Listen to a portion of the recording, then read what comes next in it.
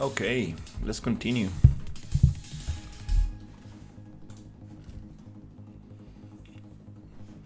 So yesterday we got some detail here. It runs so much better once you close the project and open it again.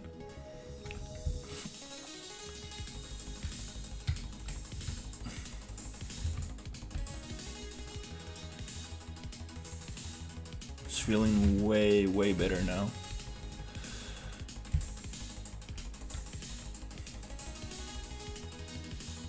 Okay, just gonna give it a couple more. I'm gonna make a couple more connections so we don't have like floating pipes and stuff like that.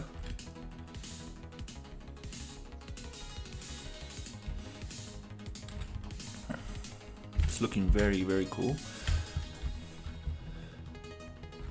So let's start with that.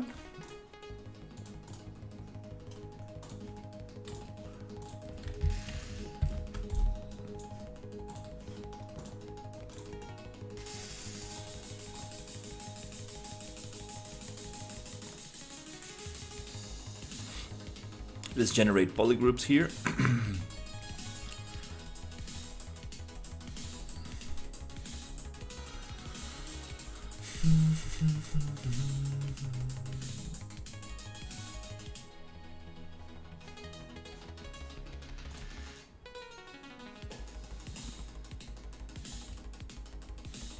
And then I'm going to just push this to the other side.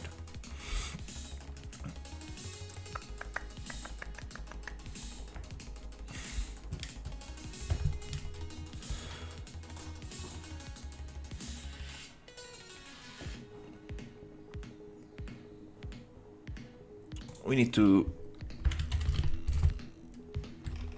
add a little console command.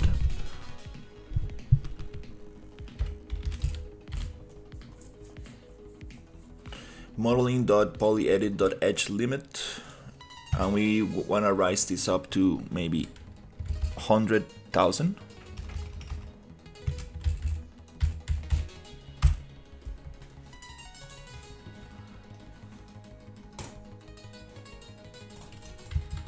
So we can now stretch this out a little bit.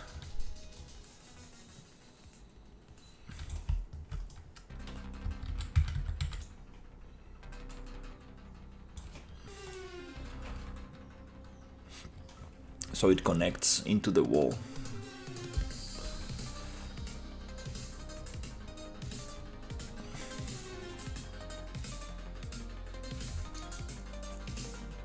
Then I want to go to UVs, transform UVs, and unstretch this a little bit.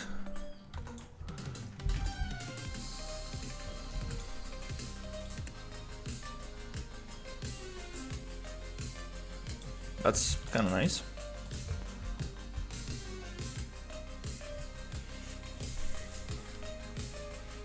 Then we're gonna replace all these other pipes with the one that we just modified.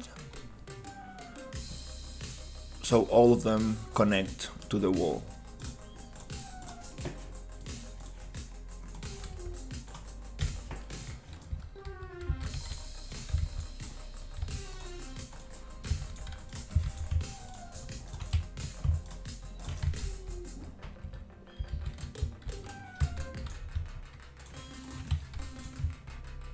Oh, these are different.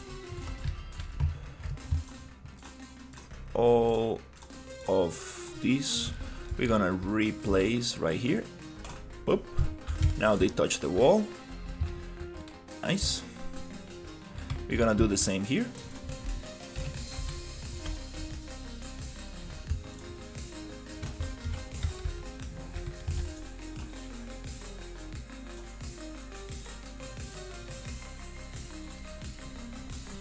And we're gonna push those pipes into the wall, just so everything makes a little bit more sense.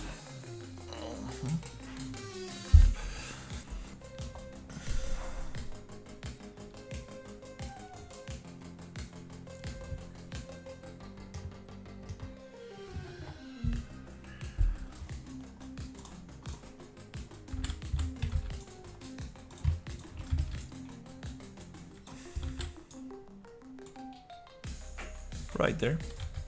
Kind of cool.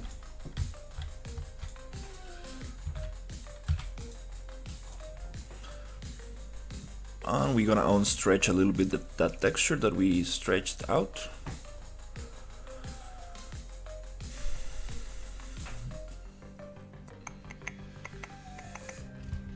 Then for these pipes on top of here, we wanna delete some of this stuff and just leave the metal pipe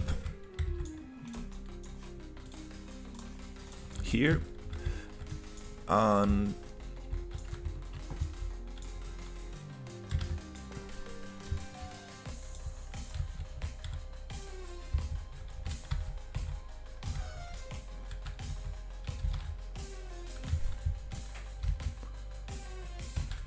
I believe this one.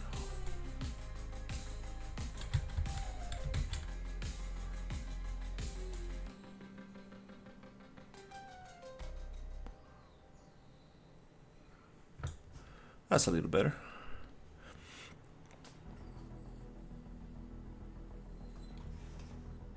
Just unstretch those textures, and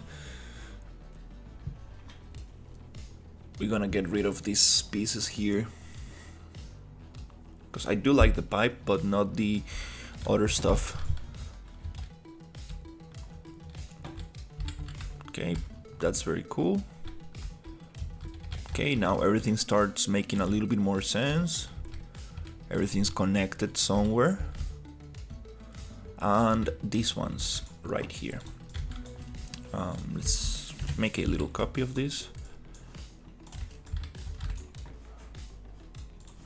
Just save everything.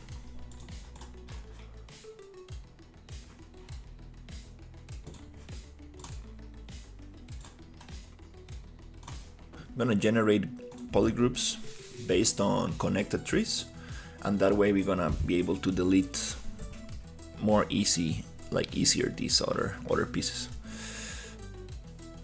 Hey, I'm building a sci-fi environment. This is some kind of energy facility. So I'm making the exterior, which is like very industrial. Now I'm modifying some pipes, so they make sense.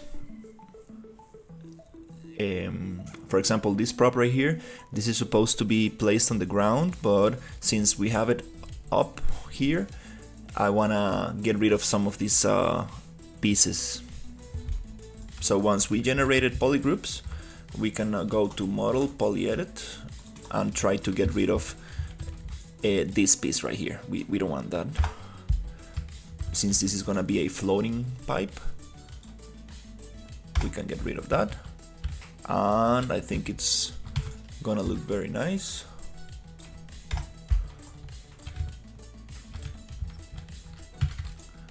These pieces right here we don't need.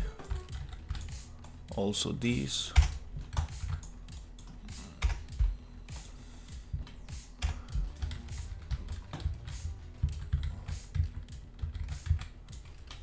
Right there, those are not needed.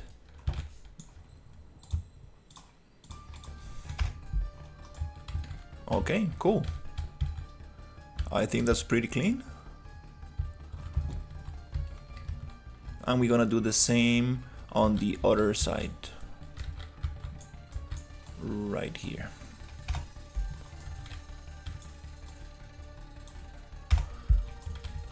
So we can have this pipe actually standing up, attached to other pieces.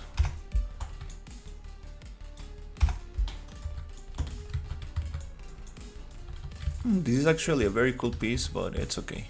Let's get it.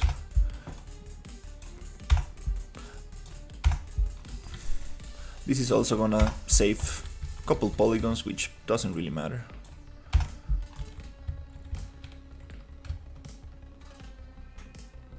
That's kinda cool. And we're gonna get rid of this one here.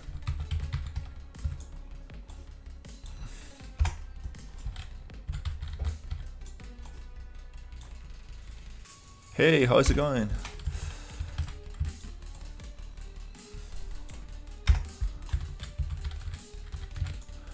Just cleaning up some pipes here. Because I want to have them up here, and this is kind of like these are designed to be on the floor, but we're gonna modify them so we can actually have them floating. Just gonna double check and hide some stuff in there, because I probably missed a couple of pieces. And once we get this one clean, we can just replace all the other ones, and that way it's gonna be super nice. Oh, look at that, I deleted the texture. Oh, that's interesting. And I think it's pretty clean. Now this pipe here,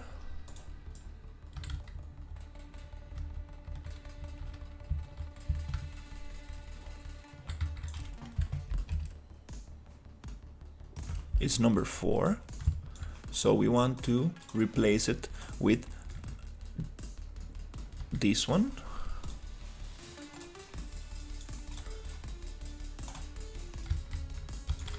Actually, with all of them.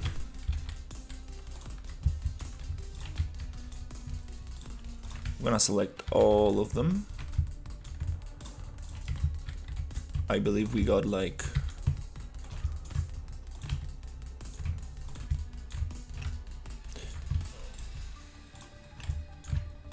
not so many. Nice. Now we don't have that concrete thing holding them. Hey, how's it going? I'm doing great. Thank you for asking.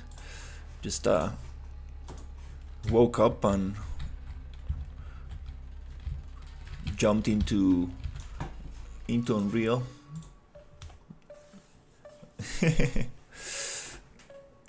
What genre of game you want to make? That's a good question. I really want to make some kind of like a horror game, but thinking about this, it might be more of a kind of like zombie alien game, a little bit more like action based.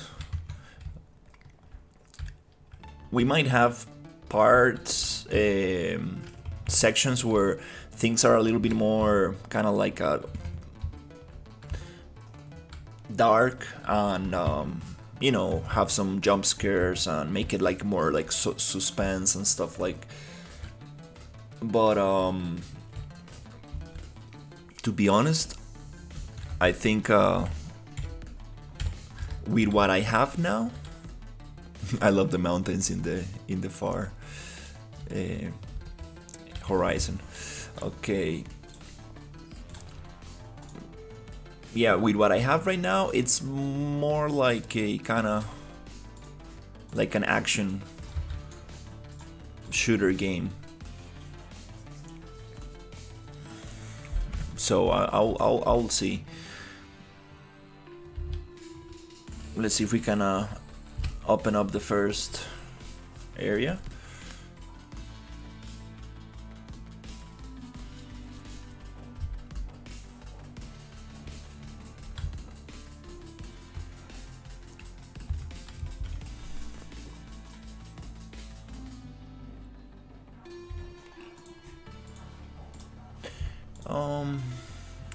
I might need to have it activated here.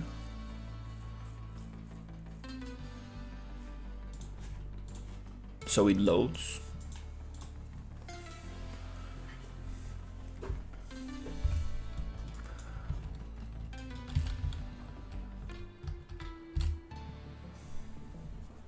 So when you open this door, it loads the door, the room inside. There you go. So yeah, I got some enemies and some stuff going on, but kind of wanna see if I make it more like a zombie or more like a kind of like a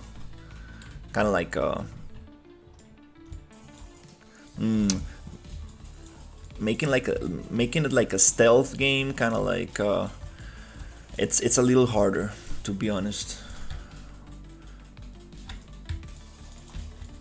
This gun is a little bit too overpowered. I made it a little bit too too strong. I'm using a bunch of assets. I'm kind of like building a Lego, putting stuff together.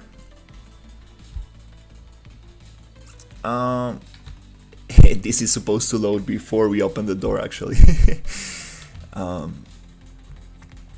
So yeah, this goes into like several rooms, and I'm gonna have maybe some puzzles in here, and like I have a water system where you can swim and stuff, and you have like there's oxygen, so there's a couple of systems that I would like to implement into the level. There's this other thing, we got like a toxic gas and gas masks, so there's a bunch of stuff that I could implement into this to make it more interesting. So I'm trying to finish the level and just jump into gameplay and try to make the enemies work properly and all the hard stuff.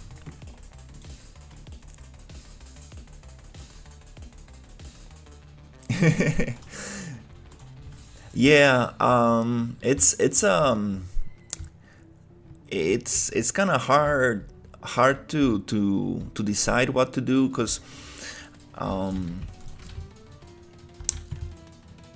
I'm trying to work with what I have, but at the same time, I was listening to this podcast on game design from the Choo Choo Charles, a game developer, and he was talking about just killing a lot of enemies, like this kind of like games where you just go around and kill a bunch of enemies that are not really a threat. They're not really a threat to the player. So there's not really like this. There's not like a big emotional response. It's like, oh, more enemies to kill. These guys don't do much. They're not like a game changer, right? So I was thinking, how can we make it so the enemies are a little bit harder and each encounter it's more meaningful? It's just not like, oh, another alien, another guard, let's just kill it. So I was thinking making them a little bit harder and trying to figure out in what ways we can make it more interesting. One thing I was thinking about is like slow motion. I really like the Fallout kind of like thing where you aim the head and you get like a bigger percentage of like a headshot, and you aim the arms and you get a lower percentage of damage. So kind of like a slow motion kind of mechanic. I will really like that, since the game is gonna be like very like graphically intense. I believe this might make it cool.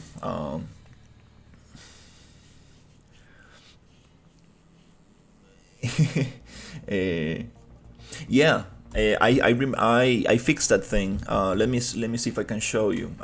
So let's unload the outside and let's load the research facility and let's activate it. This is very heavy. This room is the heaviest in the whole scene.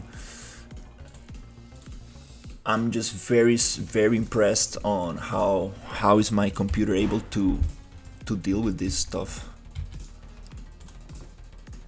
It's activated. Oh, that's the research facility. Oops.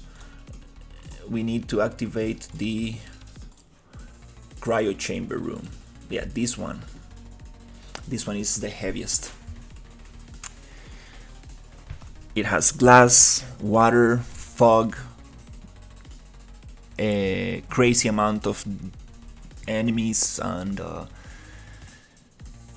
what else? It has a lot of things. Like a perfect dodge, kind of like a Warhammer 40k, that would be very cool. I do like that mechanic a lot. I'm terrible at it though.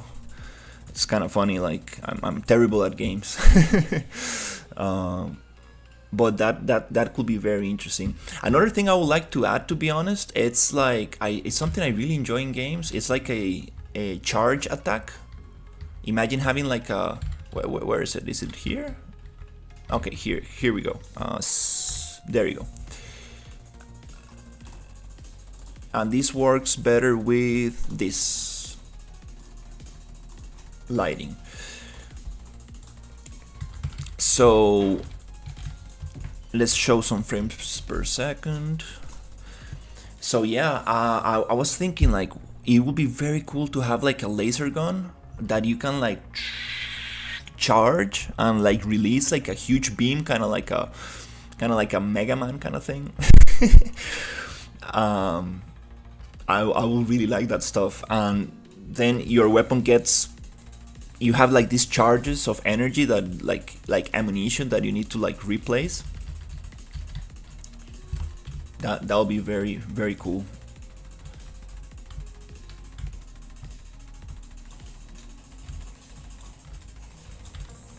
Because now we have this kind of like enemy AI that it's not bad, but it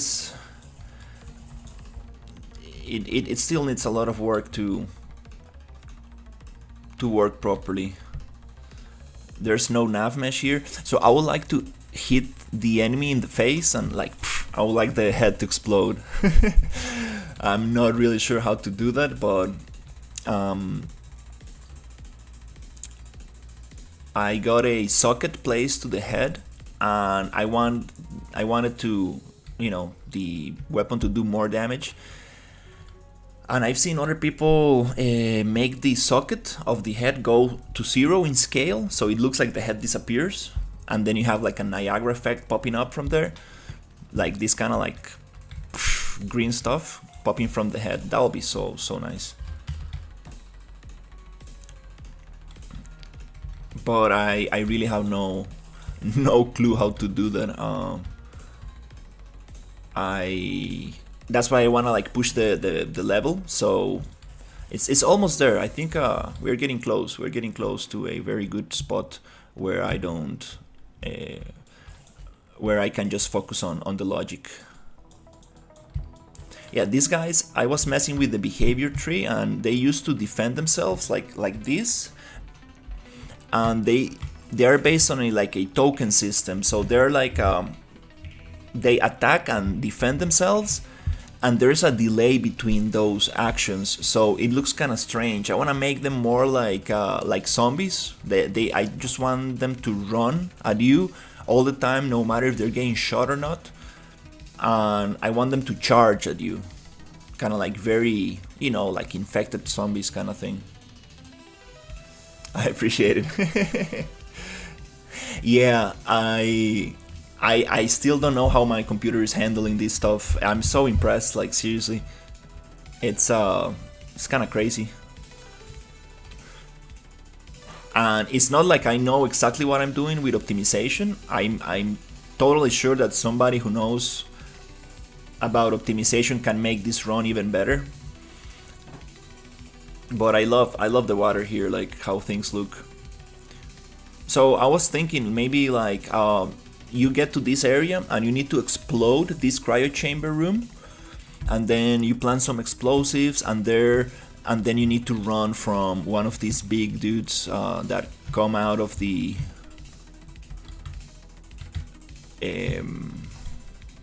hey, you're supposed to attack me. Yeah, the AI enemies, that's the most difficult thing to get right. It's gonna take me a lot of work to get them functioning properly. So I was thinking maybe one of these guys just breaks out of its cryo chamber thing. One of these huge humanoid crab thing. And I got some bubbles, underwater bubbles, so I want to add some bubbles into the cryo chamber. So one of these guys breaks out, and you need to run from it.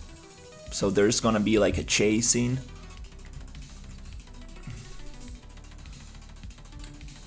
and you will see the guy coming here like. It will be so cool to actually have like a 4-leg character. I do have some crazy other creatures. The thing is that I will need to make the animation blueprint for them, which is a little bit more complex. But I would like a 4-legged creature kind of like crawling through these walls, and you need to like run from it. And here's an elevator that is actually upstairs because we just spawned down here. But yeah, that's what I got. I got a bunch of other rooms here that are unloaded, but it's a very big. Don't get a crash. No, we might get a crash. Yep. Oops.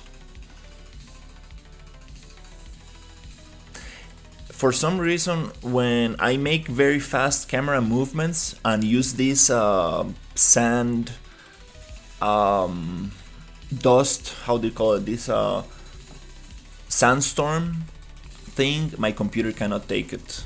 I need to be careful with that.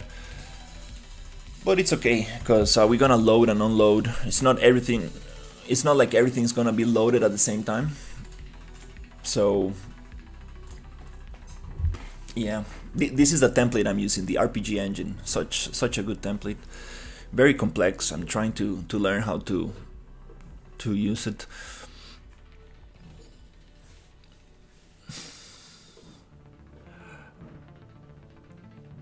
Are there any flying mobs? I do have drones that I'm not sure if I'm gonna make them hostile. I wanna make them kind of like weld and give maintenance to the energy facility, because making flying AI it's tough. It's tough. I do have a couple of examples to use, but I'm just very new to blueprinting, and I'm more of an artist, so it's kind of hard for me. I would love to have some flying AI, to be honest. Megalodon zombie. I do have a fish, a prehistoric fish character that I would love to use to put in the water. I do have some very cool water character. It looks like a shark, but the mouth is like a turtle. It is very cool, and it has like this thing that glows, like one of those fish that live very deep in the ocean.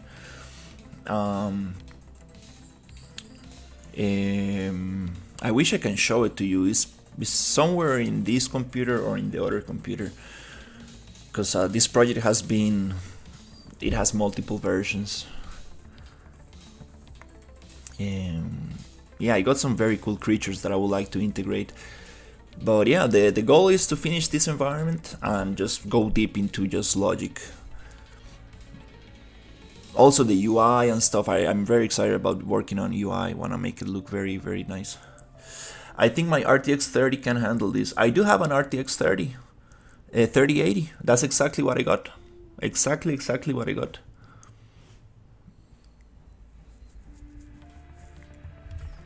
This is the editor, so when you get the build, it runs way better. Like, I'm super impressed on how the performance changed from editor to build. I made a build a couple of days ago. It's like 7 gigabytes, and it just runs so nice. I'm like, what? Like, it's so impressive. Like, seriously, Unreal is so impressive. Because you think you're gonna like get the same performance as in the editor, but no, you get way better performance. The loading times are way faster. The whole thing is optimized a lot more just by making a build. It is very complex. Yeah, my best advice is make something very small, very small, like very tiny. Because it's super easy just to get excited and be like, oh, let's make a whole universe, let's make this huge thing. and things get very overwhelming very quick, and people quit. I I mean, uh, how many projects I mean I did. This is kind of like my second attempt, because I was doing something very similar to this, using another template that I mixed with the advanced locomotion system, that I mixed with the action adventure system, and it just became too messy for life. Like I was not able to deal with it. I was not able to figure out how to deal with so many systems together. It was just too much for me, so I needed to quit that project. And then I worked for other projects, and then I was like, I will never do a game alone. I'm tired of this. This is too much for me. I just want to work for other people, do what they tell me, and do the art and focus on the art and forget about logic and blueprints and so on. And then I found this template, and I was like, let's just make a walking simulator. And then I fell into the trap again of making a game on my own. Yeah, but this time I have way more experience, and I'm like, I'm just gonna use the template. I'm not gonna do any crazy integration. I'm just gonna use what I have. I'm gonna learn what I got, and I'm gonna build on top of this template. I'm not gonna do anything crazy. I'm gonna keep it as simple as possible, and that's kind of like what I've been trying to do. But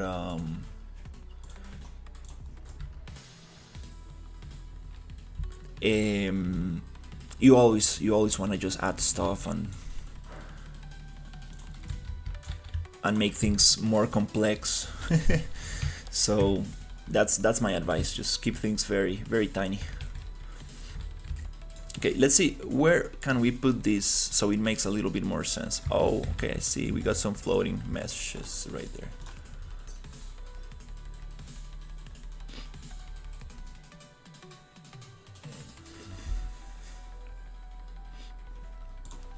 Yeah, I believe just making something small is better. Is better. You will be able to it's that last 10% where you polish things, where you make everything connect together, that is the hardest. And making small projects is very valuable because you get to experience that final stages. So that's the thing.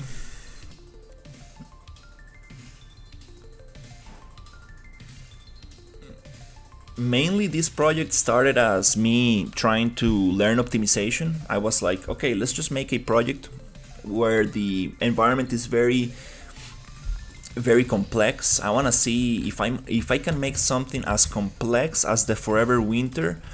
Oh, the textures came back. Okay, that's cool. Something as complex as the Forever Winter when it comes to detail. And I'm like, if they can do it in Unreal, I should do it as well. I'm not a industry veteran, and I haven't worked in big studios like those guys are, and I'm not I'm just me, you know. I don't have like I'm not sure how big the Forever Winter team is, but they got some serious developers right there, so it's definitely they know what they're doing, right? But I know it's possible to make like something very complex and still make it run. That's the goal.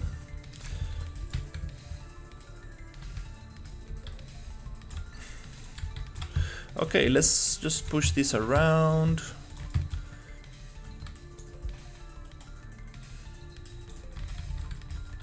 And I was thinking about the story.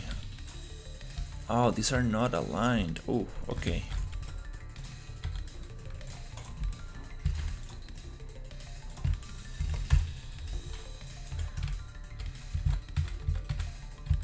now they are.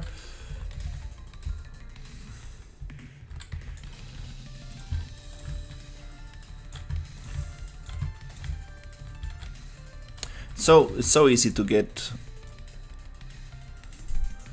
tangled in the details. That's what I really like.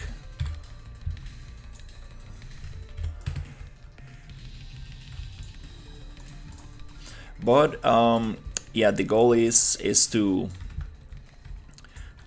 make this area. This is gonna be the first area, and this is the desert basically.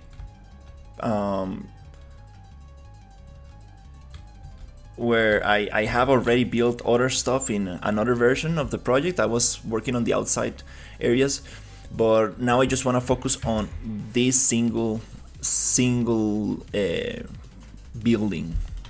Try to take it to a polished level, meaning that make things interactable, get the enemies working, get the sound going, and see if I can make a small demo just for this, just for this area. Yeah, there's other stuff I got for the outside, which is nice because I made a lot of constructions, like a kit bashing stuff, and I have it saved on another level, so I can just bring it here.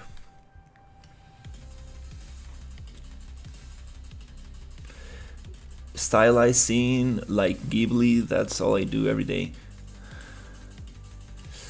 I appreciate it. The story of the game, well, it's all over the place for now. It's all over the place, to be honest. The thing is that there was a nuclear war in planet Earth. Your typical Fallout kind of story where humans like blow themselves up, and the survivors kind of like, basically the people who survived, they gather all the resources they had to build this ship, and they sent it to the closest planet to planet Earth, like the closest planet that have like similar conditions to planet Earth, and they started colonizing this planet. And then there are native alien species to this planet, and they basically came here for resources, and they basically inserted like chips, like bio, I forgot the word for this, but like they were like experimenting with these aliens and trying to like insert like chips, like Elon Musk kind of like chips that go into your brain and stuff. So they try to control these alien species and make them like a bio weapon to fight for them as like soldiers. So at the end of the day, like, humans are the bad guys in this story. Basically this native alien species is not hostile, and basically you came here in that ship, in one of those ships, and I was thinking like that your typical ship crash, and then you realize that you're getting kind of like carried away by these aliens, and they take you to this kind of like room where there's like a lot of medical stuff, but then you realize that they just want to harvest your your organs for like the black market, and you get saved by one of the aliens that are not one of the good aliens, and he gives you the mission to come here, and like he starts telling you the story of like, some of the aliens have been modified. Oh, Jesus. Sorry, guys. Hello? Hello? Yeah?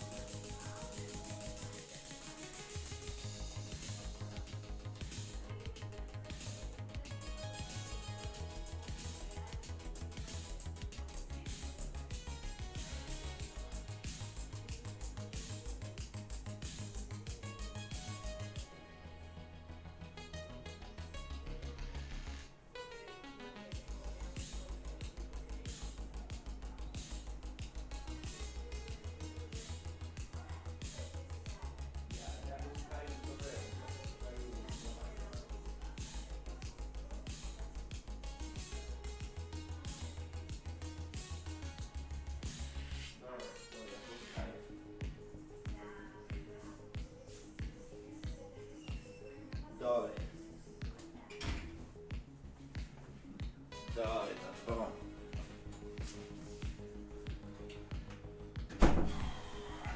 Jesus.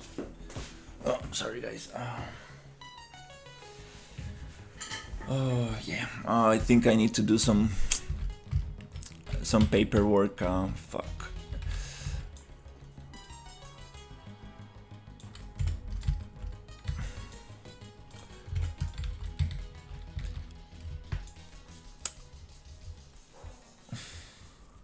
No. This building is not not movable. No.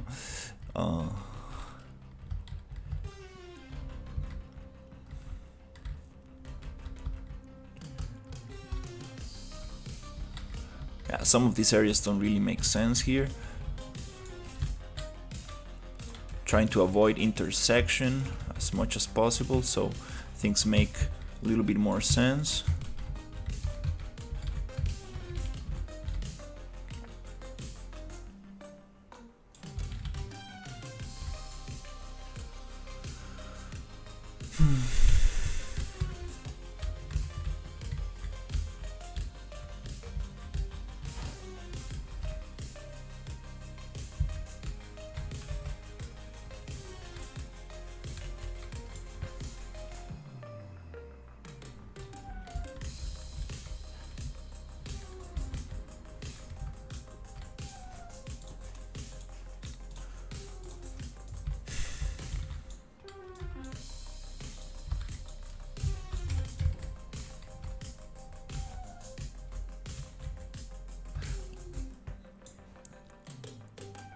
Maybe we can add another module here.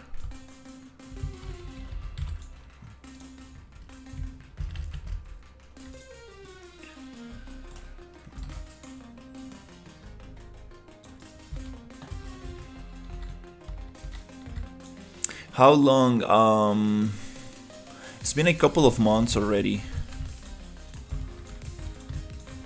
It's been a couple of months.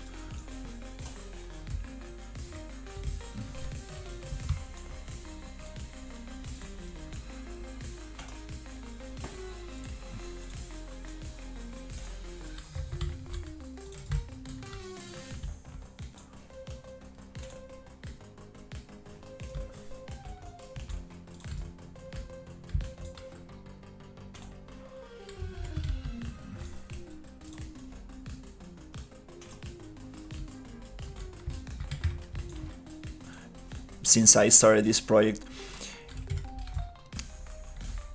it started like more like an open environment. I have like a whole desert town and stuff like that. I have some caves, and it also had like a swamp area. So I got a bunch of construction, like a kit bashed areas that I got placed together. So I might bring them here, but like I said, I wanna focus on a smaller area, just so I can make all the make it as functional as possible, and use the mechanics I got in the template.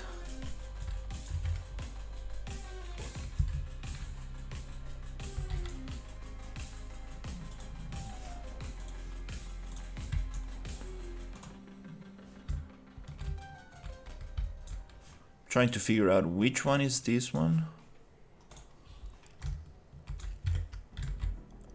I see. Okay, we have a little issue here. Okay. Oh my god, I need to end the stream because I need to do some. I need to fill some documents, some documentation. My bank is asking for some stuff. Oh, I hate banks so much. Oh my god, such a pain.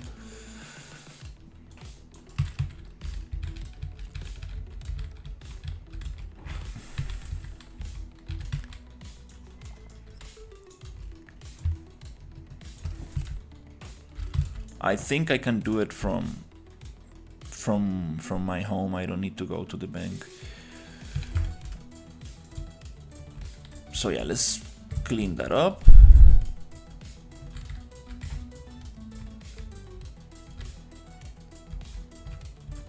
Yeah.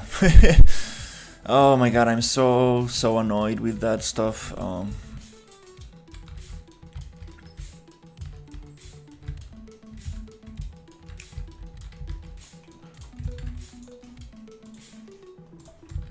Let's see, here we have this one. Not sure which one is the one that I need to use.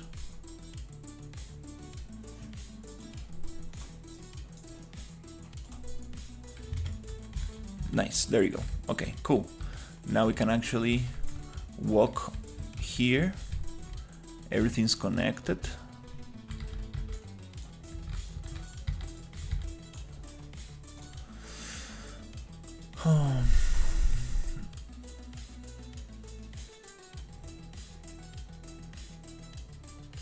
And here we can probably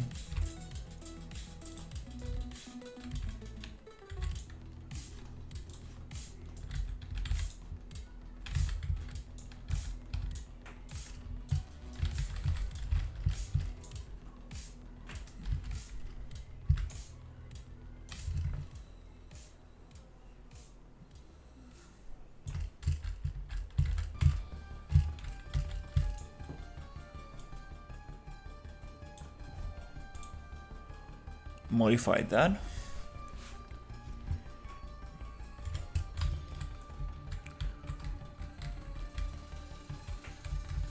And then, yeah, the thing about industrial environments is that if you make it make sense, it's just so nice. It just really adds so much to the whole thing. Hey Adam, how's it going? So, for example, here I want to make an entrance to this place.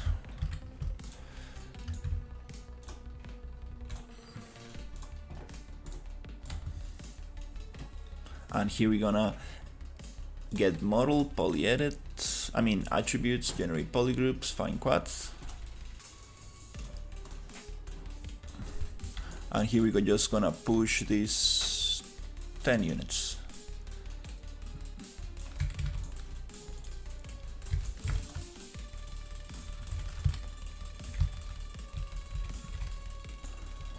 It's not enough. I'm gonna have like 1,000 different models of this thing.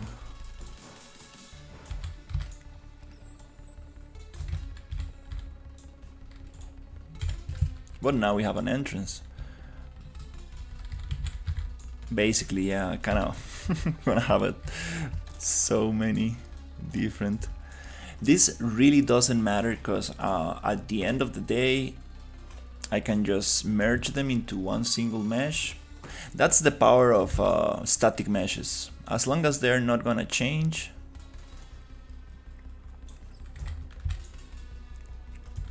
you can get away with a lot of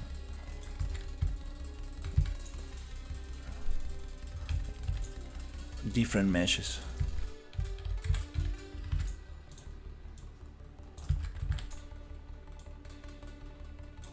It's nice how every time there are less and less restrictions.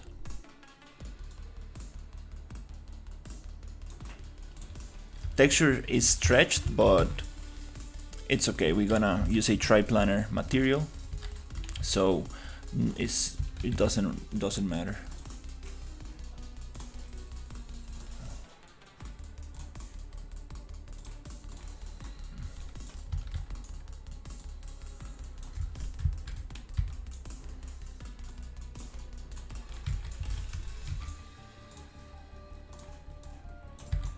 Something like this. So yeah, the story of the game, it's very all over the place for now, but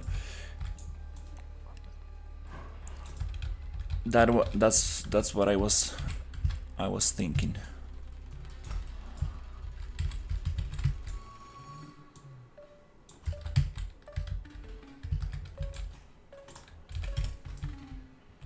So basically, you end up like making an alliance with the native alien species of the planet, and you try to save it from humans, actually, because humans are taking over this planet. So you kind of like end up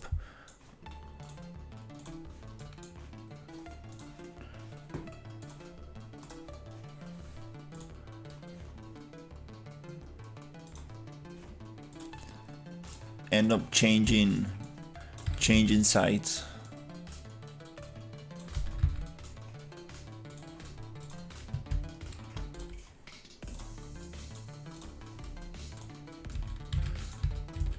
Which is like what humans do, you know.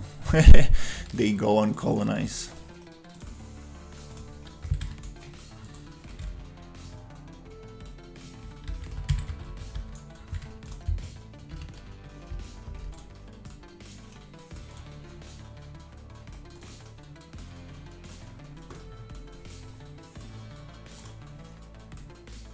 Yeah, the thing is that this template, it's a multiplayer template. Like, I could make the game co-op, but I think I'm stepping away from that idea. To be honest, it's really gonna just make everything super harder.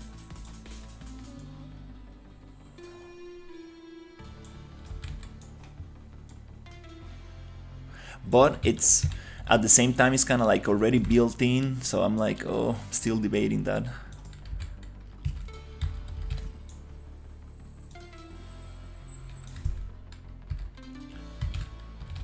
actually not gonna even worry about this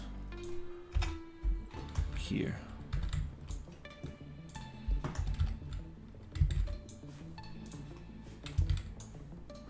But it would be so cool to actually make it like at least for 2 players.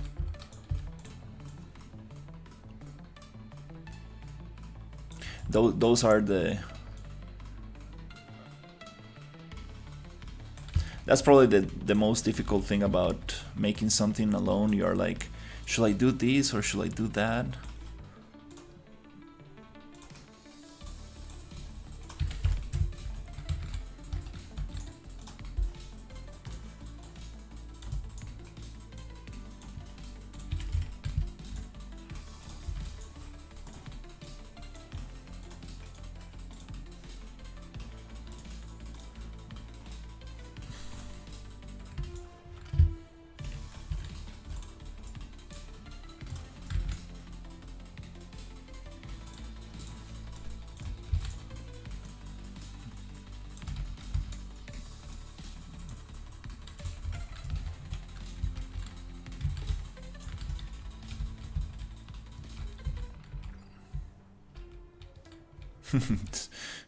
Very cool room right here.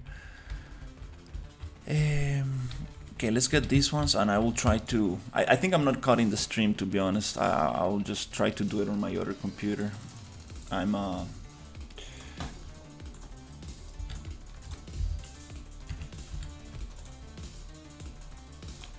might not take too much time, to be honest.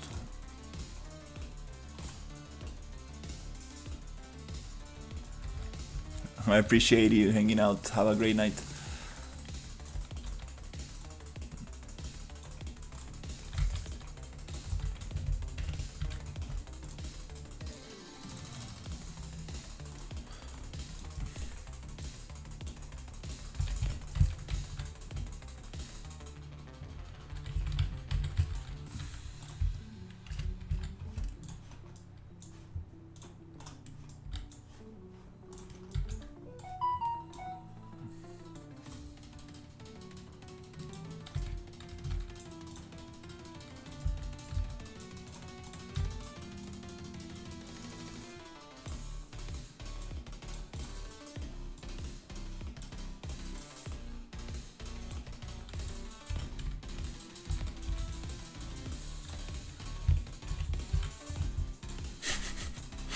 I have like 8,000 of these, oh my god.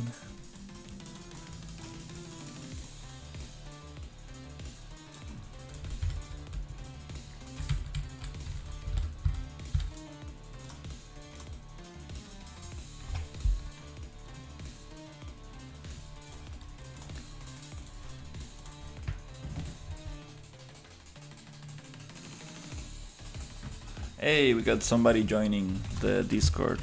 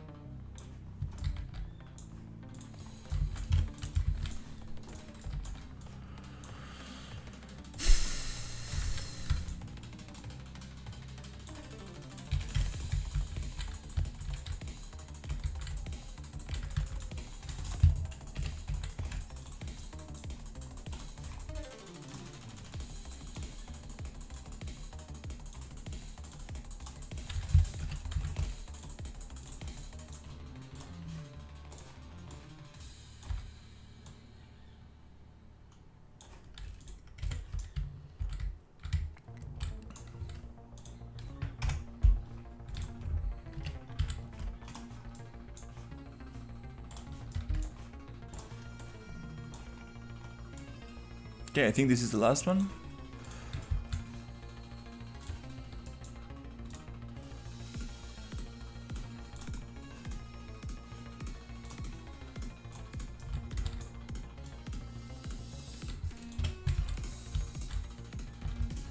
That makes a little bit more sense.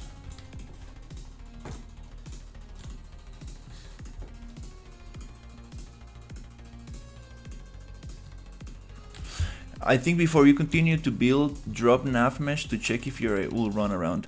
Yeah, the thing with the AI nav mesh is that there are several types of nav meshes. There's this thing called cast nav mesh, and that's the one that is giving me problems. Let's see if I can find it. It's called recast nav mesh, and this thing it's not part of any data layer, so it's always loaded in memory. And I believe, because I have my enemies inside a data layer, they get loaded, but they do not recognize that default recast nav mesh. So it's I think that's the problem. They kind of like spawn in the world, but they don't get activated by the nav mesh.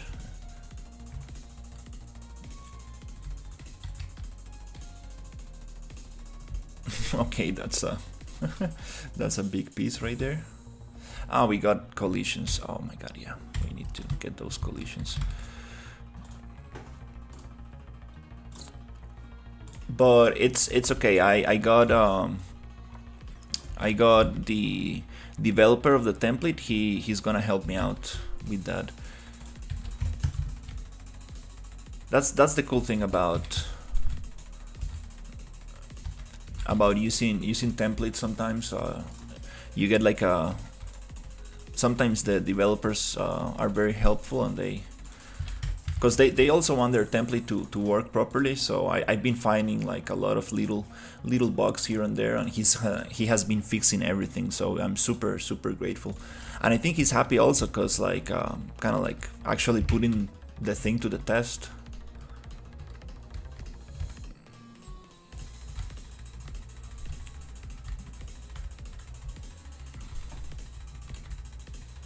Yeah, it's been very cool. Okay, well, I think I'm going to I need to send some documents. I need to send some emails. Not very happy about it, but I think it's not gonna take me too long. So I kind of wanna just do it here on my other computer. I don't really wanna stop the stream. Maybe I might be able to just find it here.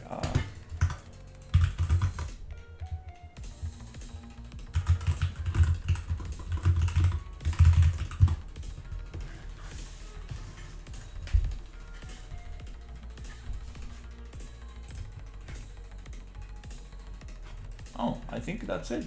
That's not bad, okay. Yeah, let's just take it here.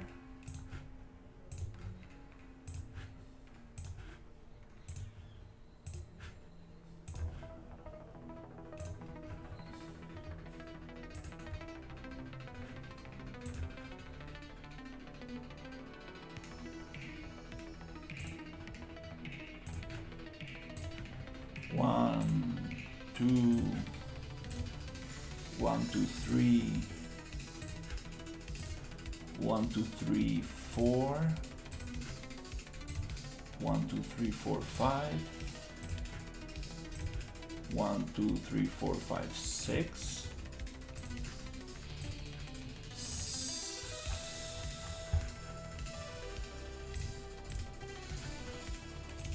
7. Okay, now I'm just gonna send those files.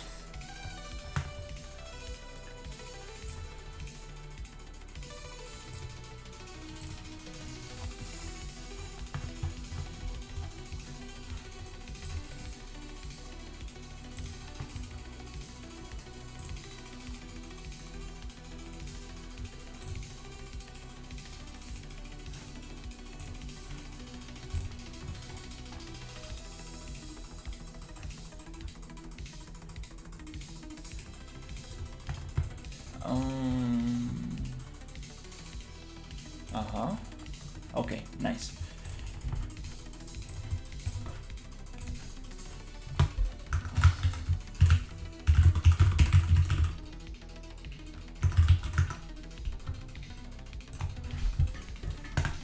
Okay, I think that's it. Yeah, I thought it was harder than that, but I think that I sent the documents already.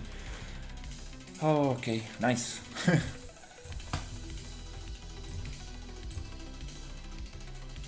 Sorry about that. Yeah, I'm just some bank paperwork on the laws in Costa Rica changed, so now they're asking for a bunch of documentation. I transfer some money from one account to another, and they're asking like for a bunch of stuff. Oof. Okay, very stressful stuff, but I think I got it.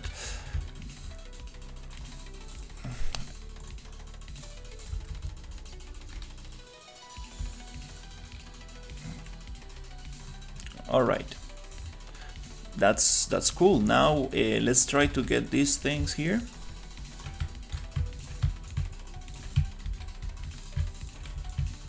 To the other side.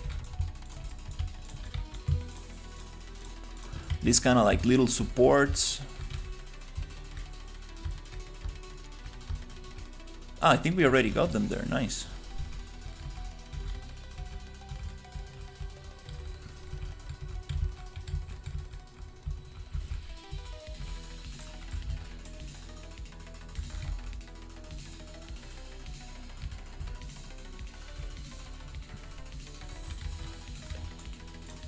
This one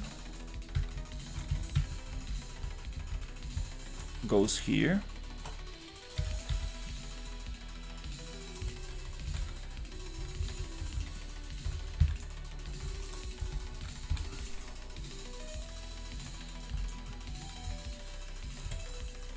Also here. Yeah, this reminds me of building a Lego. I was building one of those Technic Legos. I found a like a knockoff brand, and they look very good. They actually can mix with the original and stuff. And I was building this kind of like camper truck kind of thing, and even following the instructions was so difficult, because you get to build like the whole engine thing and the steering wheel, and then you need to connect it to the main body of the car. I was not able to get it right. It was so hard. What about frames per second? It's been very good. I've been getting very good frames per second. How's it going, Ayo Kelly?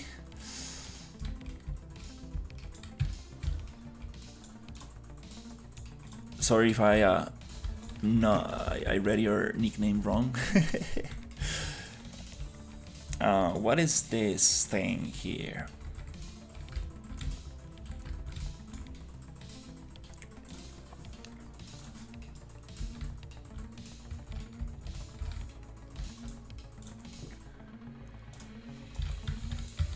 Yep, let's get it here. I'm just gonna squish it a little bit. And then we got these other ones there, the big ones. Oops, I forgot about those big ones.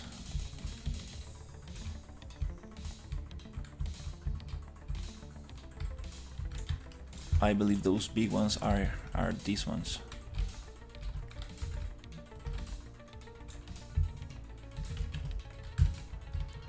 Yeah, I'm just trying to make sense of this. Kind of like, don't want to have like floating pieces and pipes that are not connected.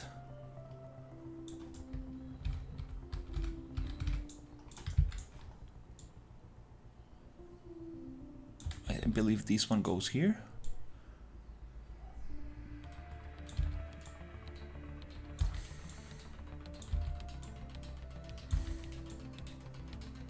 Kind of like this. We got some sea fighting there, but I'm not gonna worry too much about it. That's not really visible from the player perspective. This one,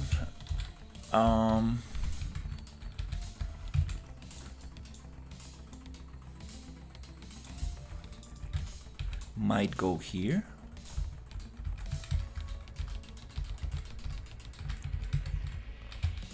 I think so. Wow. It's funny because like you think it's symmetrical, but it's not.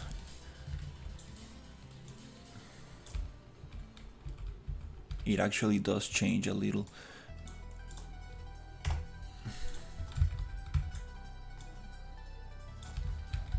Let's push this one somewhere here. But yeah, I'm getting very good frame rate. It's very impressive, to be honest. Like I've noticed that when you place a lot of assets, things get a little bit laggy. But when you close the editor and open it back up, it looks like Unreal kind of like freeze some memory. Like it kind of like unloads some memory, and it just runs way better.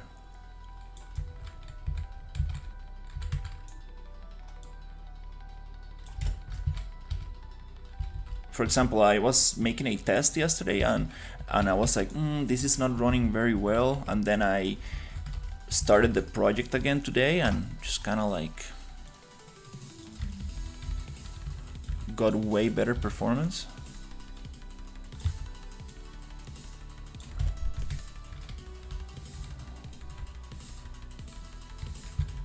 Okay, I think we are done with this.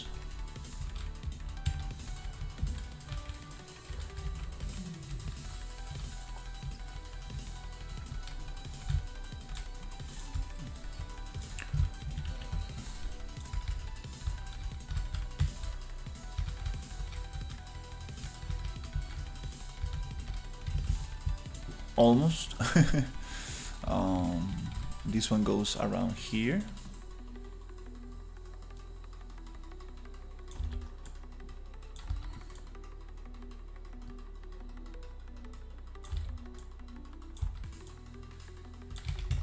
These meshes are very low poly. It doesn't look like it, but they're very, very low poly. They're so low poly that I don't want to make them nanite, because they actually don't render nicely with the shadows.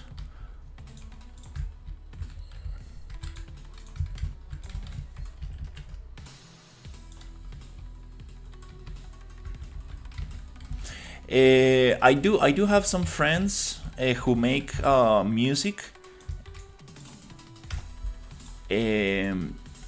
So I got a very cool track that I got from Suno AI. I was like experimenting a lot with AI music, and I got this very, very nice soundtrack, and I'm like, I would love to give this to one of my producer friends. I have 2 friends who make music, electronic music, and I'm sure they can really work on top of that and make it something nice. Okay, we have this other one. Oops. Maybe here we can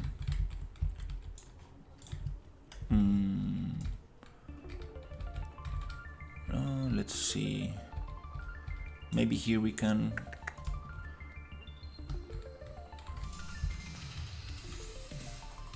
do something like this. I'm like, to be honest, I'm not against AI. Like I was experimenting with image to 3D. The results are not so good, but it gives you like a very good proxy mesh to start with. I actually got some very, very good results. I was trying to make like some like a mech scrapyard, kind of like a broken pieces of metal, and I actually got very good results because, you know, now text to AI, image to AI, to 3D, it's giving you this kind of like 3D scanned look where you have a lot of triangles, very bad topology, and it gives you this kind of like rugged edge, kind of like a rusty metal, and it just worked so good for actually making something look rusty. And then I pushed it into Maya, I simplified it, and then I made a auto UV, made a layout, Then I sent it to Substance and I added smart materials, and I got some very interesting results. And I was like, damn, that's not bad at all. It's very heavy on topology, but again, I can simplify it a little bit more and even bake it from high to low. So I was very, very impressed. Then it comes. Then there's like the moral thing is like, am I allowed to make these use these images, where these images that I generated came from and all that stuff. But I think that if you modify it enough, it's kind of like the same as me using reference to model something. But I'm still debating if I want to use AI in this project or not, because I know there's like a very big backlash from people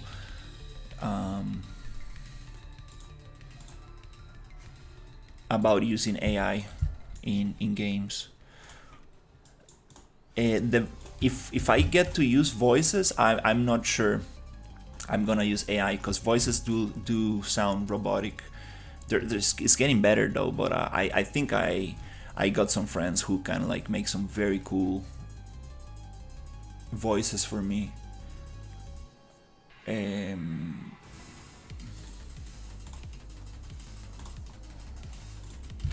Or I can just go with the comic style approach, just text and images to tell the story without cinematics. Just to be honest, because like that's just gonna take too much work. I can make like very cool renders, very nice single images telling the story in a like a comic style way. That could be very nice. A little bit like how the Forever Winter does it. Like old school video games, you get like a character face and it shows text.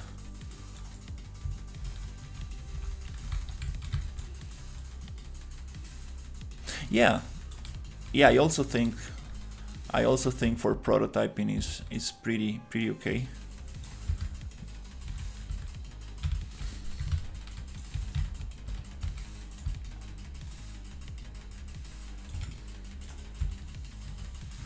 I believe there needs to be a process. There needs to be a process to it. If you just make something with AI and just drop it like that, it's kind of like that's what I feel like people are against. Like, oh dude, that's just like slop. You just made something with AI and just put it in there without any other modification. But if you add like the human aspect to it, you modify it to your own needs, like I'm doing with these assets. Like I'm kit bashing a lot of stuff together, and it's like, yeah, people will probably say like this is an asset flip, and it is an asset flip, but I'm making something different, from what it was. Like if you go and get this asset pack from big, medium, small, you won't be able to get this construction from there. You will get all the individual pieces, and most of them are modified with the modeling tools. And I do some retexturing as well for some assets, so it's trying to really make something different from what we got.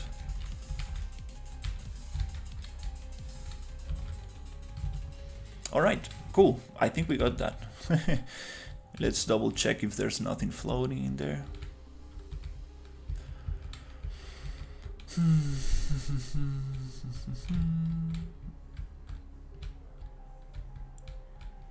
Okay, we have a big piece floating here.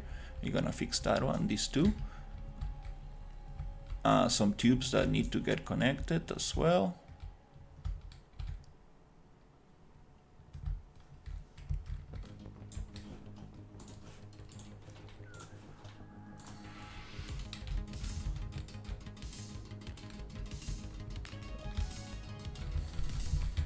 And I mean, if you look at games, like it's not like everything needs to make perfect sense. Everything, like there's always intersection and stuff like that. But I really like it when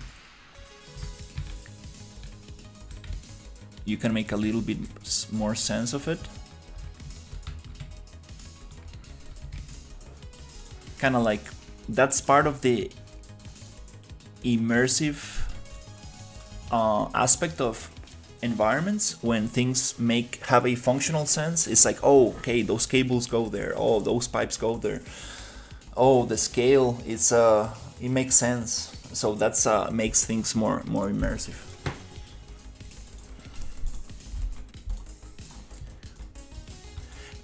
From a time management aspect, definitely is not very smart, but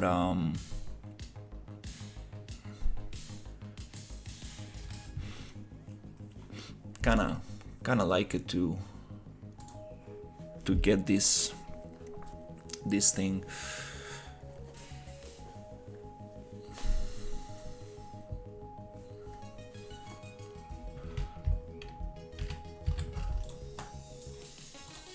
And this is a big module. This thing is gonna get copied over to the other side.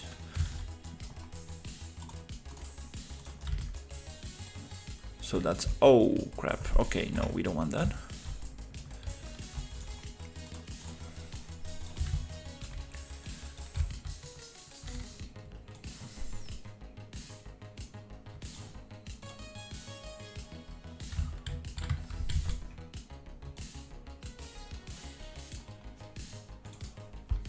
Okay, we're gonna modify this one.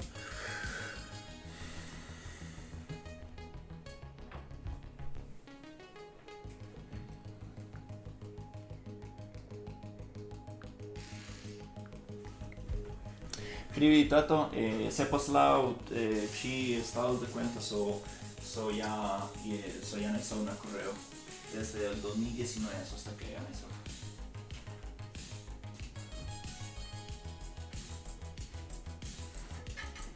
Okay.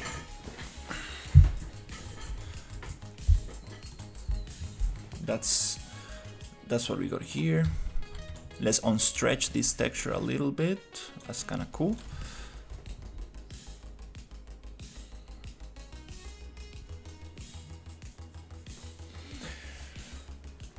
So we're getting close. We're getting close to get this environment.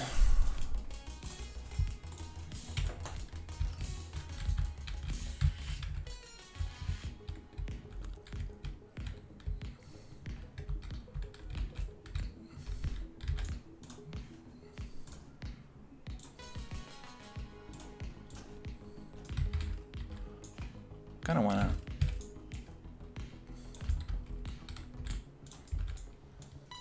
get these and these.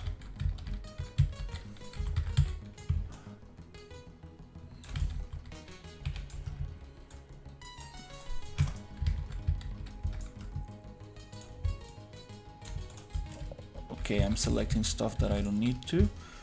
These.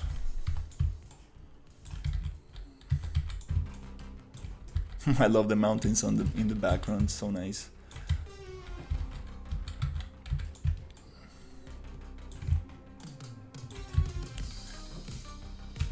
Let's push it down and snap to the floor.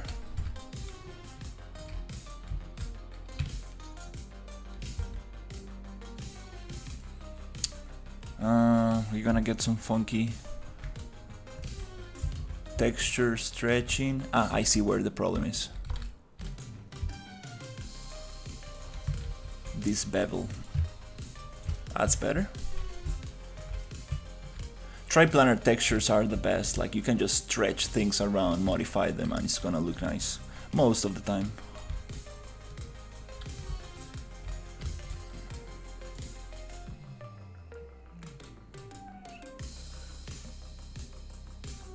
What's the easiest way to rig static mesh to Manny skeleton for you? Mixamo. You can rig it with Mixamo or Character Creator as probably the fastest, and then you go and retarget in Unreal. Usually it gets pretty good results. The IK retargeter in Unreal 5.6 is a little different. I got some issues with that one, but I will probably do it with Mixamo. Just get the closest pose to the Mani, which I believe it's A pose or T pose. I think it's A pose, and just place the bones as good as possible. And I think as long as it's a humanoid character, it should give you very good results. Then you can do some weight painting if you need to get it a little better.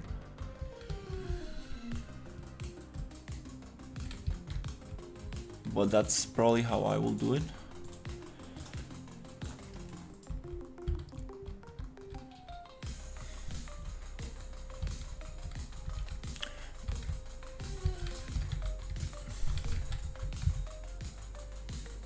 This looks very strange.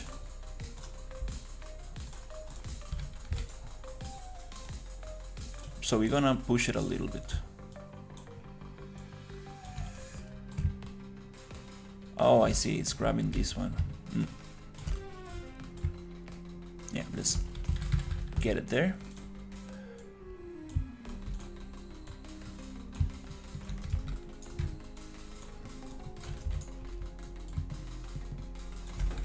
That looks very weird, this corner right here.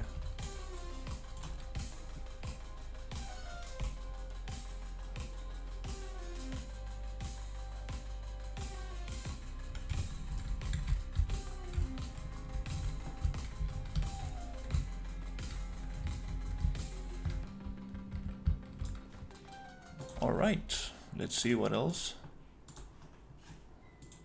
Definitely.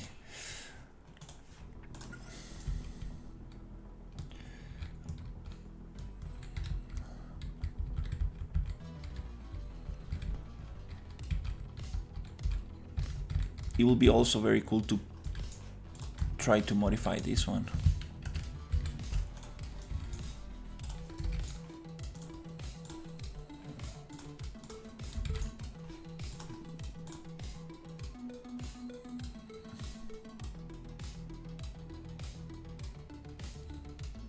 Let's generate polygroups. Phase normal deviation is good.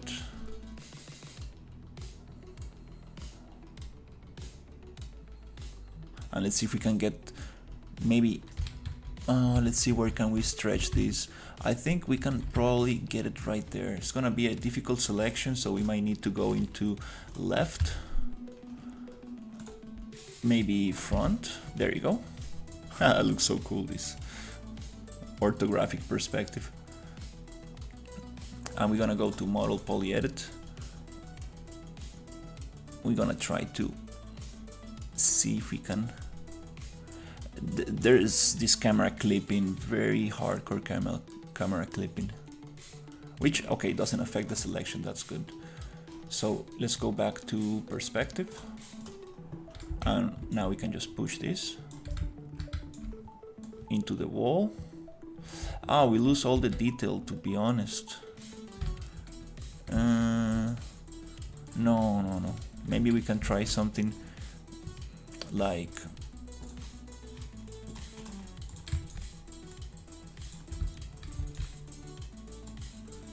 something like this.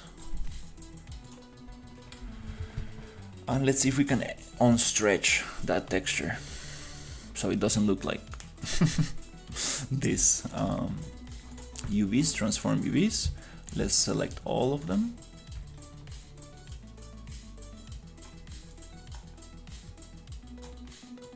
Okay, I see. Transform UV, so let's try it again. One.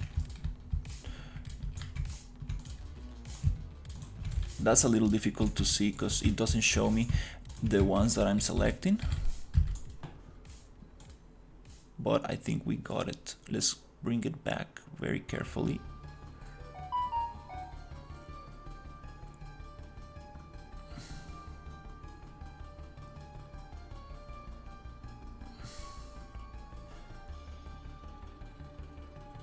That's better.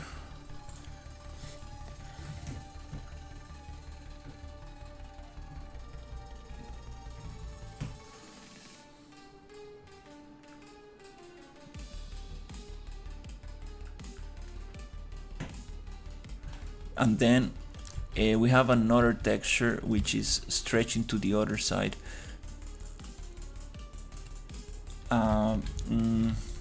Yeah, these are layered materials, so damn it.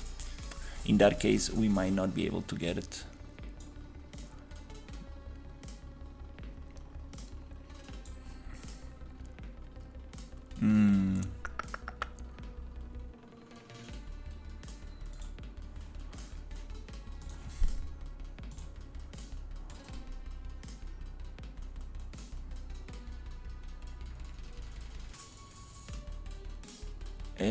It's okay, let's try something different. Let's just unstretch the one we can.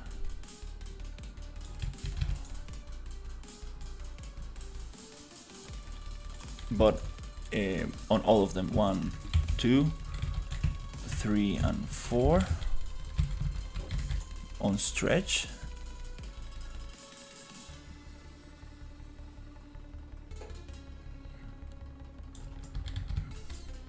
Very hard to until that triangle looks a little better. Yeah, that looks a little nicer. Cool. So then what we can do is change the material of this by going to attributes, edit materials. We're gonna select all these faces.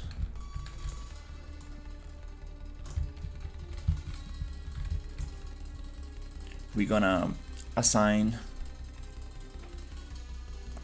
add a new material slot.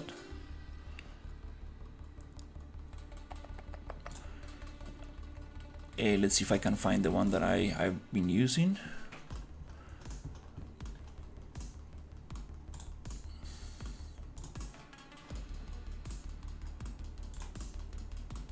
I'm not sure if I will be able to find it. It's okay. Let's just assign none. Active material none. Assign active material. And we're gonna get a different material for this. Hello, how's it going, Napiox? The problem with this is that we don't want any stretching on the texture, and I believe we got one of them that does not stretch, and I believe it's called this one. It's this material instance I modified here, and this one I want to add it right there. Yep, kind of works. So we're gonna get it here, and we're gonna put it there. Find the material, the static mesh, and put it here. Poof. And to make sure that this is applied to all the other instances of this mesh, we're gonna open it up and apply it into the static mesh inside the static mesh modifier. I mean the edits, I don't know how to call that thing. But here, poof, now we got it. And I see that we are getting these things there. Oh.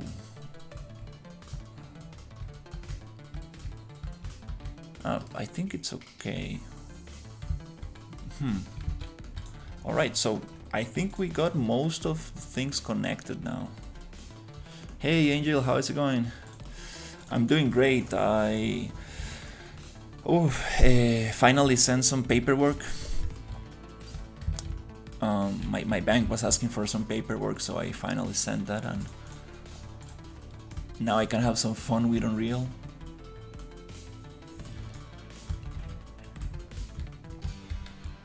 It really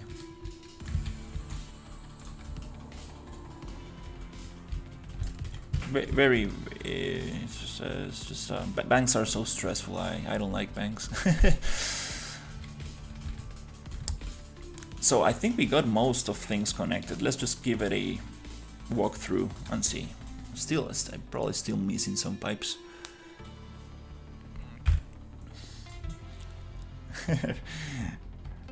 Thank you.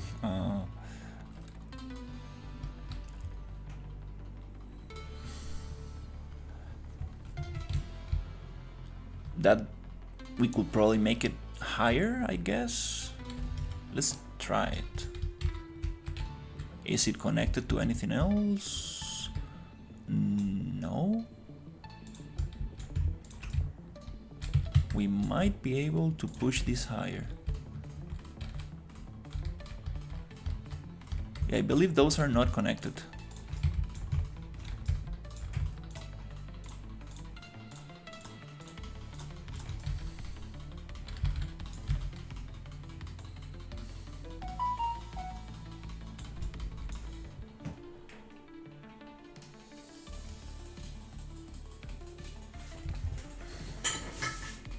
Privitato se lo mandé directamente a Manuel Villalobos.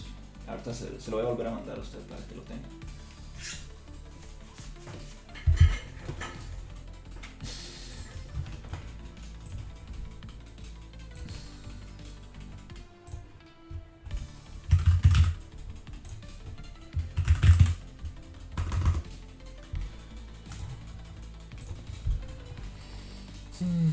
Oh my god, okay.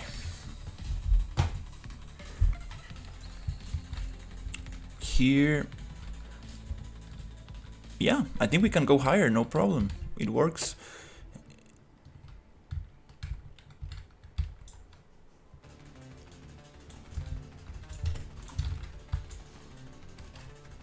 Let's make this a little bit.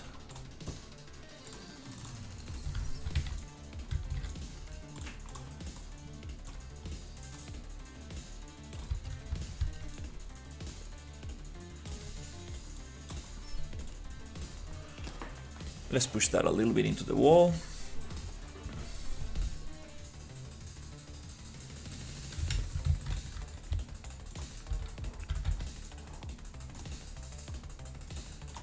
Just realized this one is also not touching.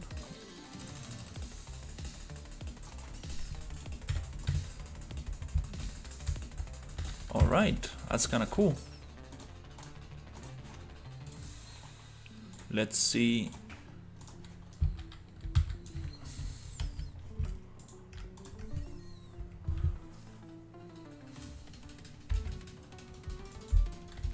That's way higher. I like that.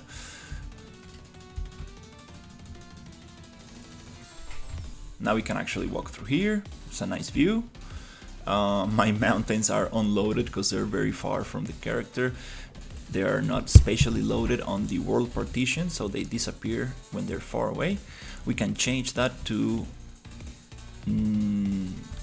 have it non-spatially loaded.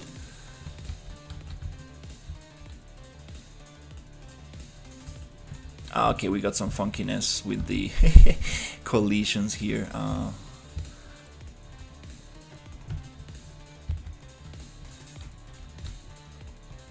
I'm not sure if the character is supposed to be walking in here.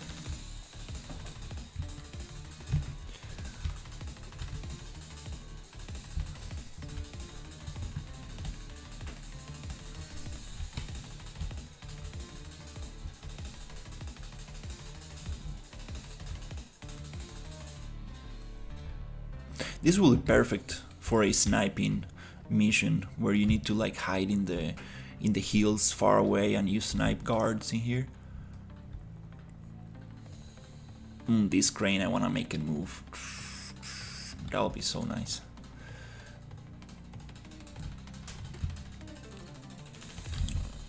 Alright, yeah, I think this makes sense.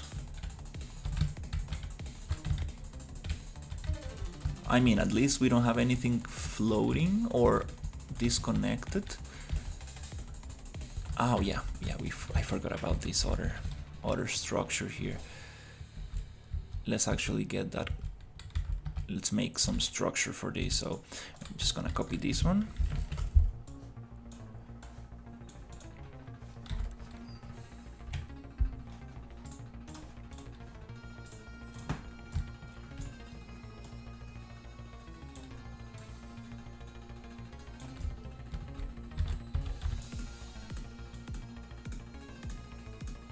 Let's push it somewhere here.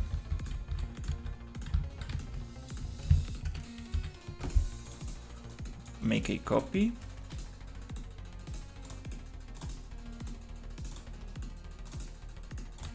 Let's push it, the pivot point to the center. Let's copy X value. Center that thing. Model poly edit. Let's get this face. Holding Control, we snap to this surface. Snap to this surface. And we just push this one. That's kind of cool. Now we're gonna just give it a edit pivot bottom, and then we're gonna UVs, project UVs, box reset to 100, proportional dimensions, and just so the UVs look a little nicer. And oh, I missed a little bit. So we're gonna push it 10 units. 1, 2, 3, 30 units to the outside, kind of like this.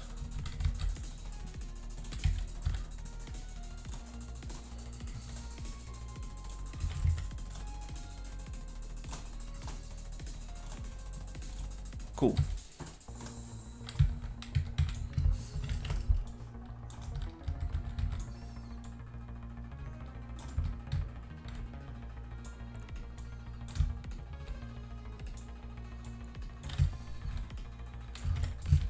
Nice.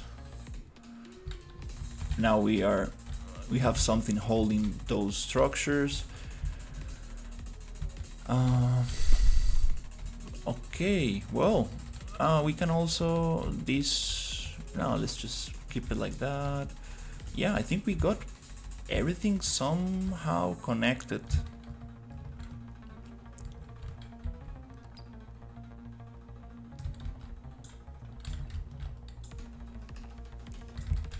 Could probably add something in here, but it's okay.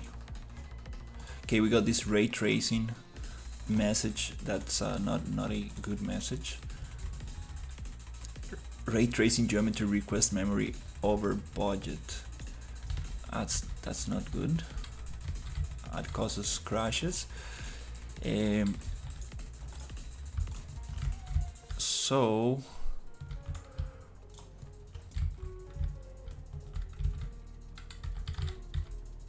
this one, should we just push it somewhere here?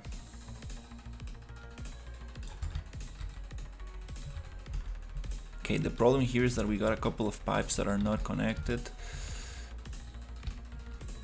Here we have this huge piece of concrete that we might need to push down. It looks kind of cool.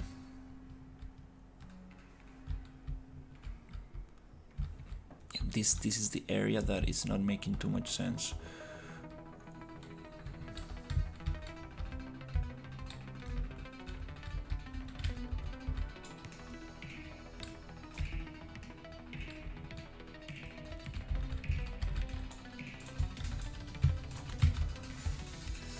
But I think we got most of it.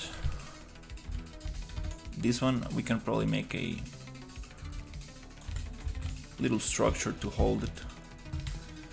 It would be very cool if these pipes go around this structure. But I think I'm happy with this.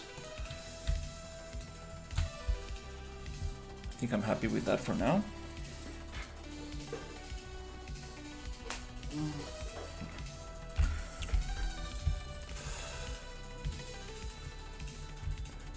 What I want to work is on this front of the building, because it looks pretty empty and boring. The entrance is not symmetrical, which might make things look more interesting, but it requires a little bit more work to get it.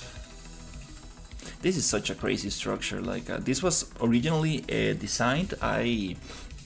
made this kit bash construction for a surface that had like a different slope, like kind of like Mexican pyramid kind of slope, kind of like staircase tilted.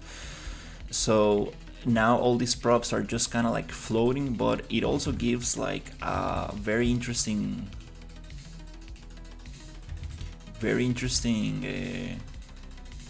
look to just walk underneath this. Very like brutalist architecture, kind of like huge pieces of concrete on top of you. It really feels like it's gonna like just fall down.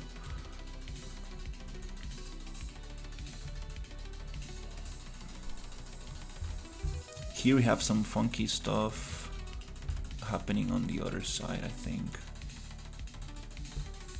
Ah, right here. Like, what is that? Okay, oh, no collisions on that one.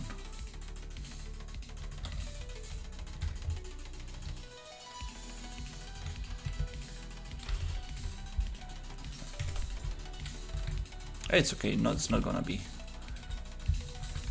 Doesn't really need to make total sense. I just really wanna avoid floating stuff and unconnected pipes. Those are the things that kind of like I don't like. So let's see what can we come up with here.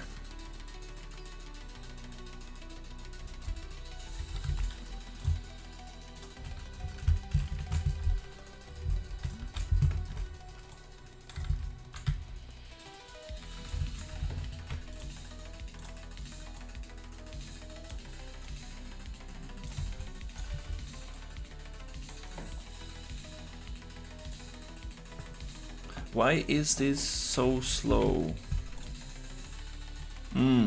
I see.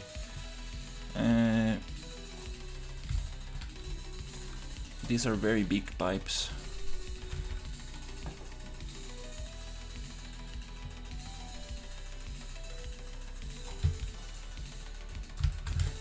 Talking about asymmetry, that kind of looks cool.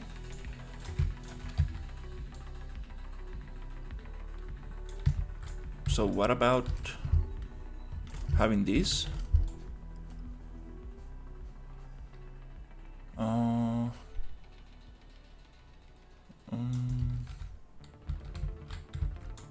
It'll be very cool to be able to connect back to this.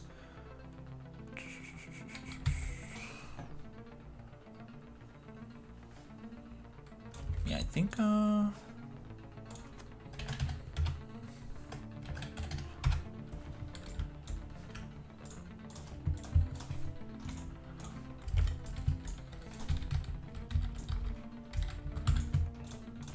we can really just cut this piece and put it on the other side.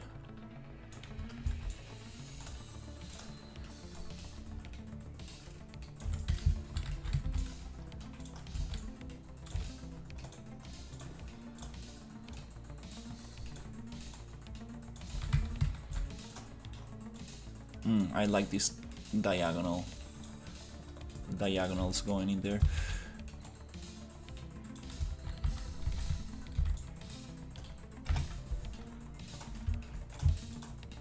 Just thinking about like a cool design, then we can actually add some connect the pipes properly. A little closer.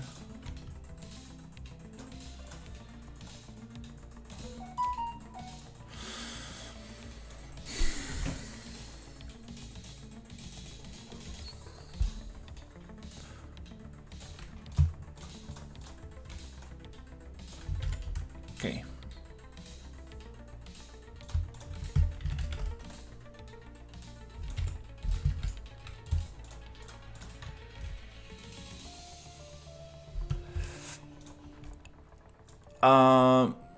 The asset pivot. Okay. So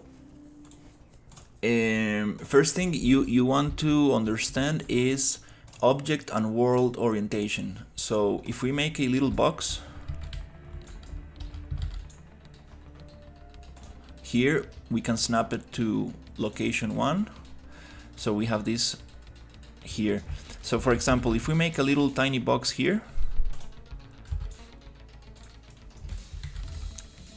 and we rotate it on 45 degrees, something like that.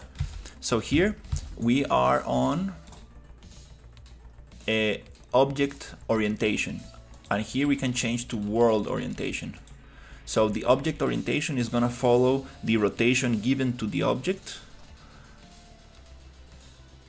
and the world orientation is gonna be aligned to the world. So that way you can change it from one to the other with control, this little thing underneath the escape key on the top left of your keyboard, changes from one to another. So that's kind of like the first thing. Then if you want to know what's the rotation on a slope or an angle like this, you can simply create a box and snap it to this surface, and that is going to give us the rotation, which is 64. It's going to be 64. So here you can also change to object from you can change from object to world, and sometimes when you modify props, the pivot point is not gonna align very well, so you can always go to Xform, edit pivot, and here you can modify the pivot to your liking.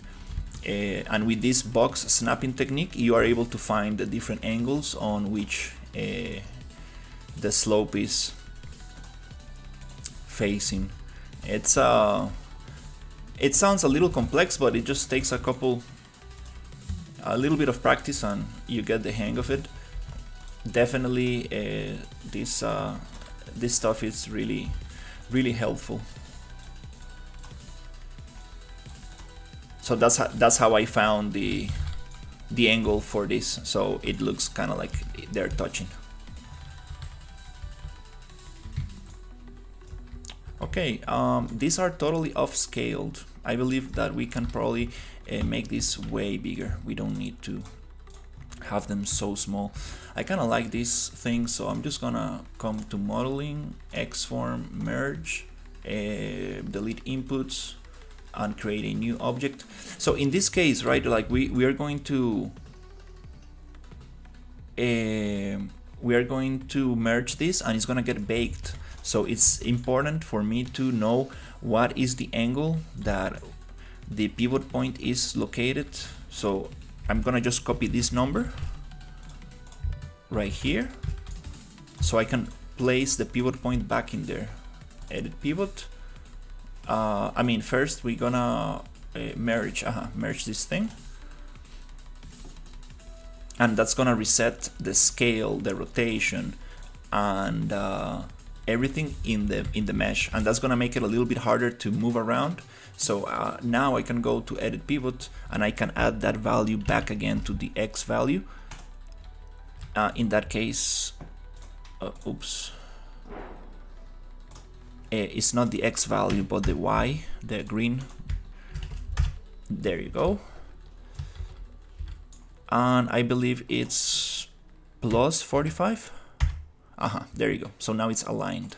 Sometimes you need to add 45 to it, depending on the original orientation of the pivot. And how do you make assets snap to slope on the wall? With the modeling tools, or you can use the this thing called rotate to surface normal, kind of like the foliage tool. So I believe that, yeah, you can put it here, and you see now it's gonna kind of like snap to the orientation. That's another way you can do it. That's kind of cool.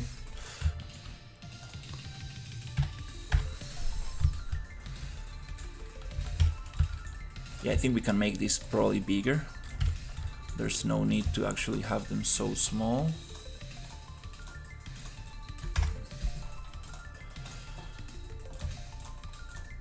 It feels a little bit off compared to the other ones.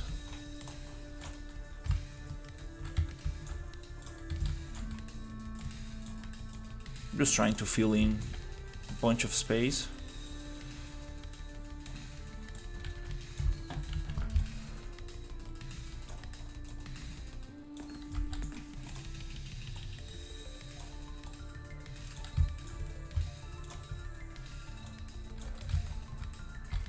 We can probably push it out a little.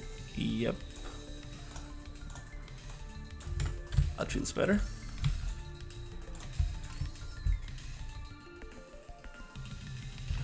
Yeah, definitely. That's a very good thing to know.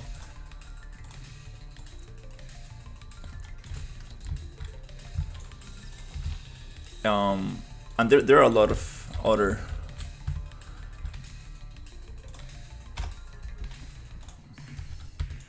a lot of other tricks like that.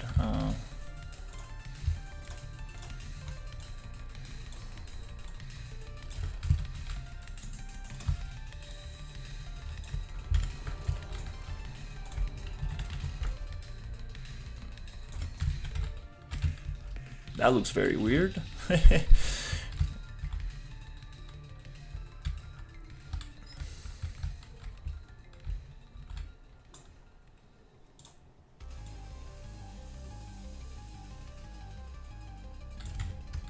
That looks very strange, but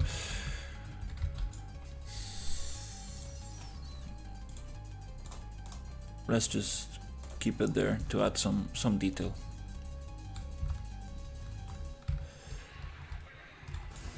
Alright, so next step,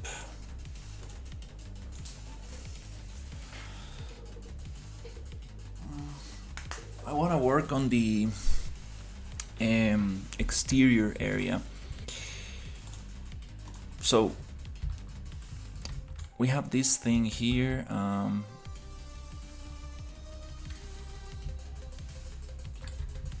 Can probably just get all of that duplicated, push it here.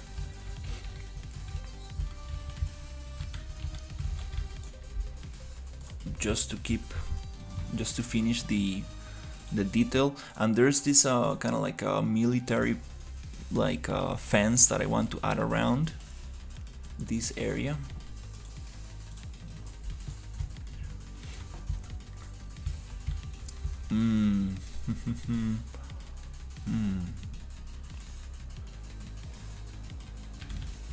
Okay, let's try to see if I can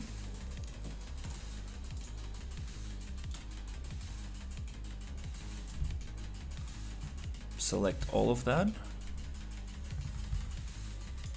group it, hide it. That's a lot of pieces of geometry right there.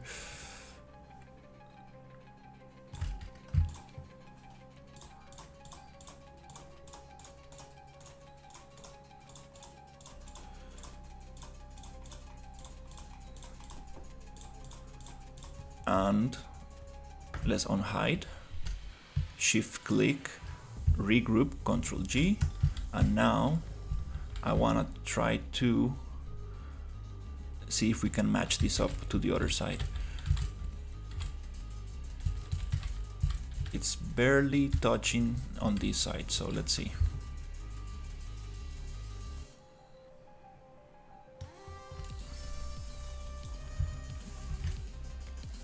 We're gonna make a copy.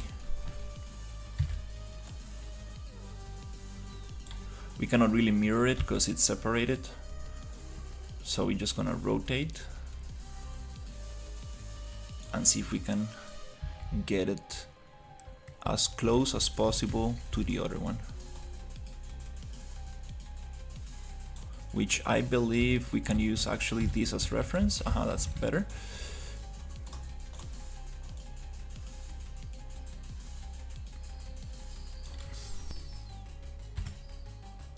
That's kind of nice.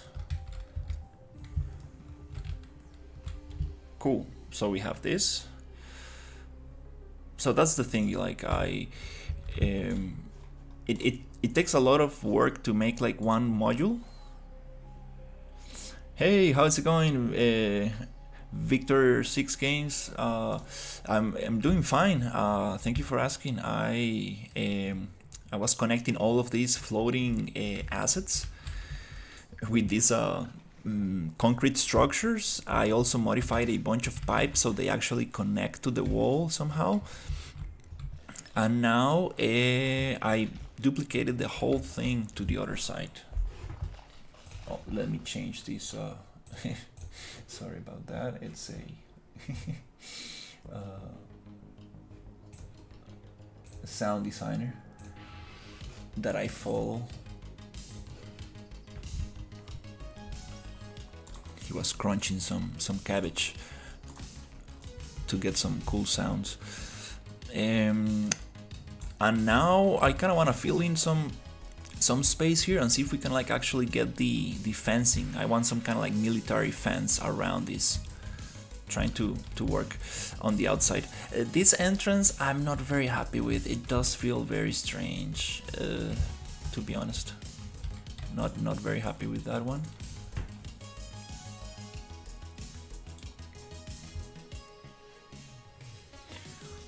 Hey, almost on JPay. I'm making a sci-fi industrial environment, and these assets are from big, medium, small. This is an asset pack that I used for another project a long time ago, and I'm reusing it here to create something interesting. Let's see if we can push these assets to the other side.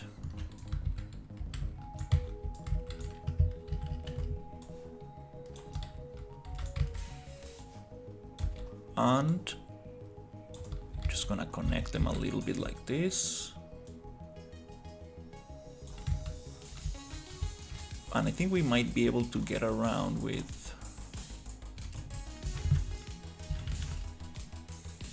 three of them, probably. It's very on the edge. Let's actually push it a little bit closer. To the center. I think it's very cool in there. Before we actually copy and push, we probably need to move this a little bit closer.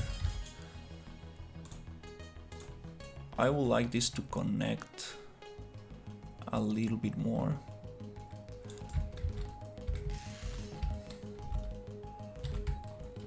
Is it like that, or? I see what I did here. Nope. Oops. Let's actually copy the whole thing. Yeah, I've used Dash before. Yeah, I'm not a big fan of Dash for some reason. I do like some of its tools, but I'm not sure I didn't have like a very good experience with Dash.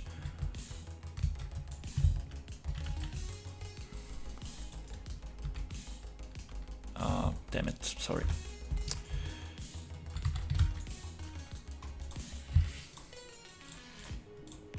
Am I getting all the props? There are not that many. 1, 2, 3, 4.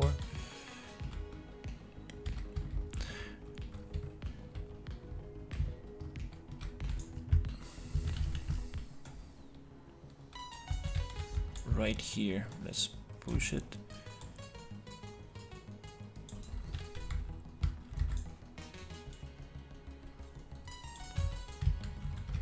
Yeah, there's this other plugin called IA Scatter, which I like a little bit better. But again, these are things that you can do with PCG and with other tools. So the problem with Dash is that it's a subscription-based plugin, and I don't really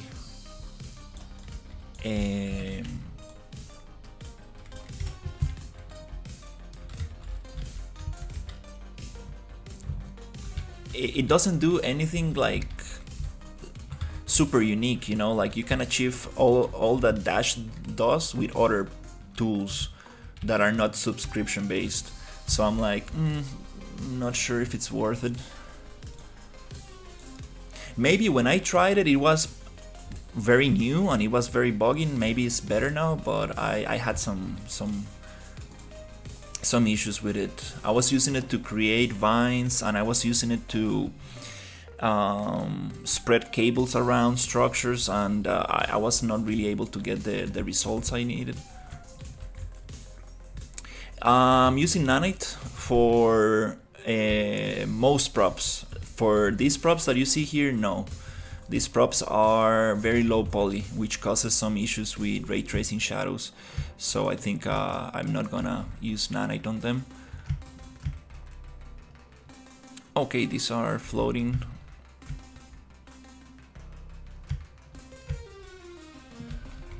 Oops. Okay, we need to push that a little bit.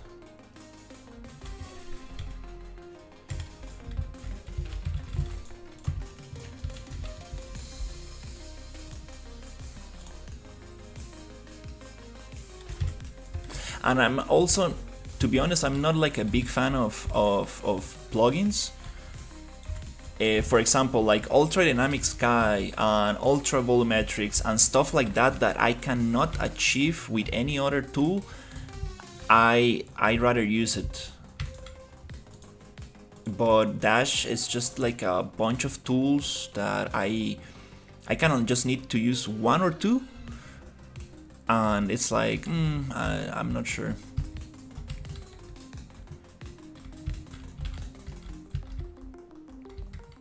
If it's worth it. Let's see. This entrance, definitely. I might get actually another module here. Make the entrance just this piece.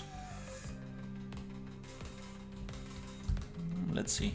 These pipes, I also want to connect them to the wall. Then we have this space here.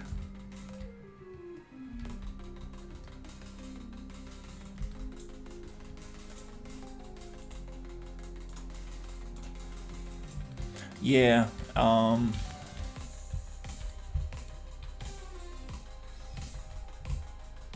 But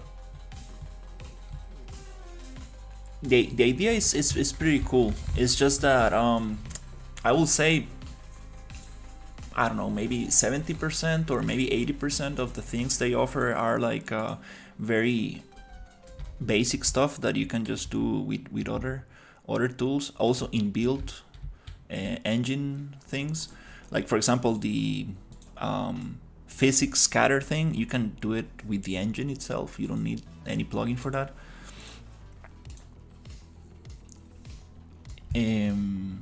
But yeah, there's a new pipe and cable tool that I think they sent me an email a couple of weeks ago.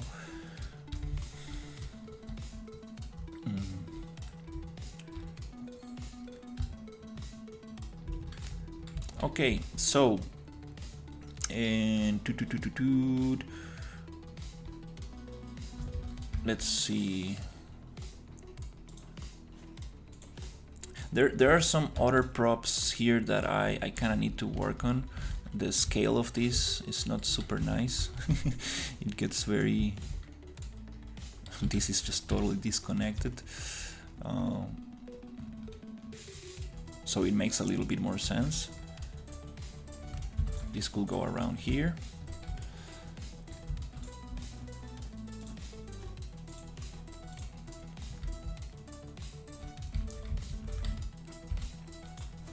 Okay.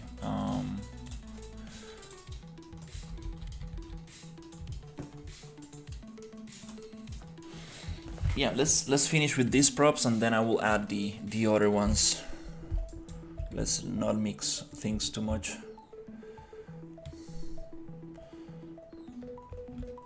Getting 70, 80 frames per second, no, not bad.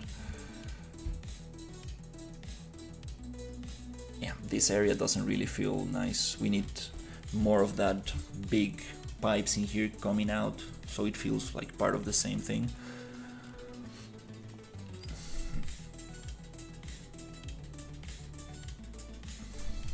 That's kind of cool. I'm gonna get a drink. Oh.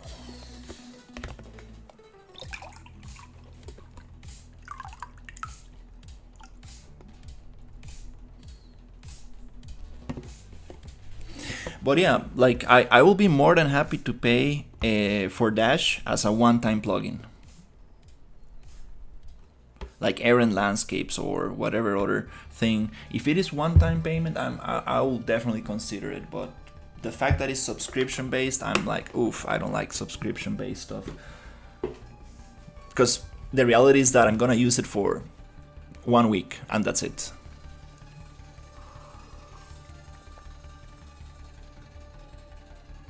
That's the biggest problem I see with Dash.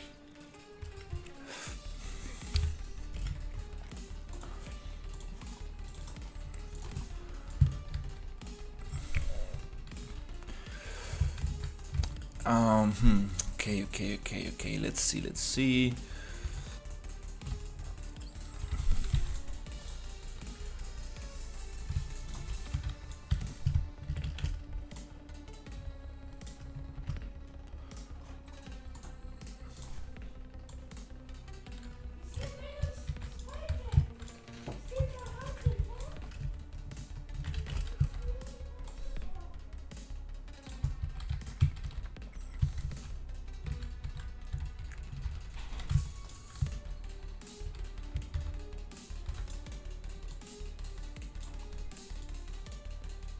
Let's see if we can find some interesting connection here.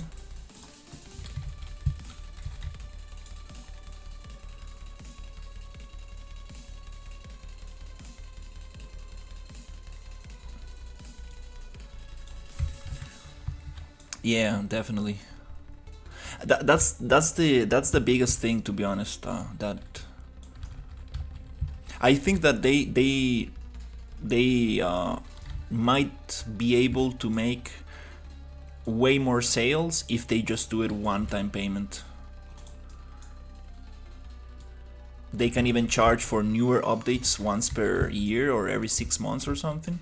But yeah, the subscription model, I think it really just pushes away a lot of people.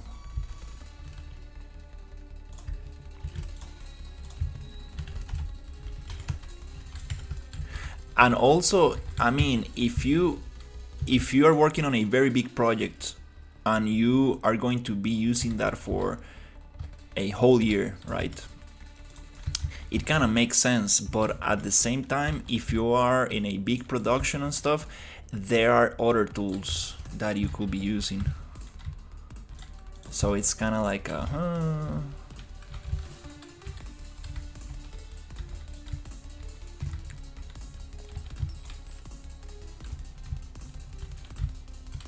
that feels a little better.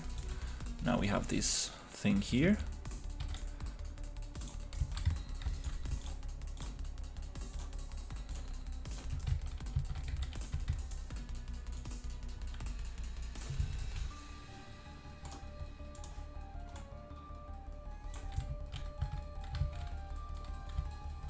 And then they're selling these like AI asset organizing tool. I'm like, bro, like just make a folder. Come on, dude. I know how to organize my assets, dude. That was kind of funny too. That's just like a kind of like trying to add stuff that is not necessary instead of making the tools that are necessary better. They're focusing on just adding quantity, which is never a good thing.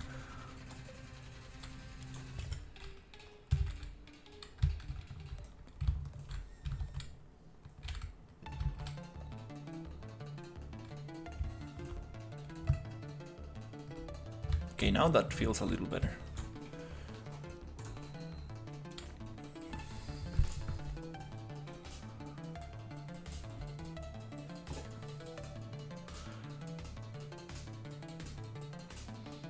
Is that a base?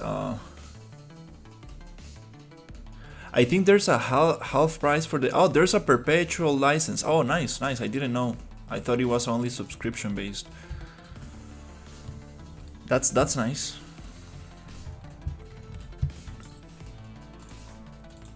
This is some kind of like industrial energy facility that goes into a research lab that then goes into a cryo chamber room. So there's a lot of rooms inside this thing. I'm just working on the outside for now. Okay, let's see. Another issue that I found was the collision with these things. I made so many of these.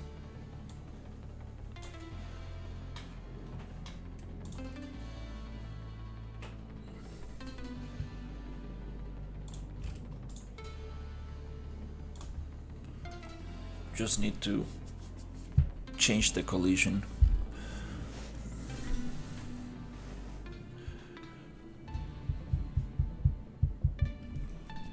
Because I'm not sure if they changed that in Unreal 5.6, but when you modify a prop, it does not, with the modeling tools, it does not recalculate the collision.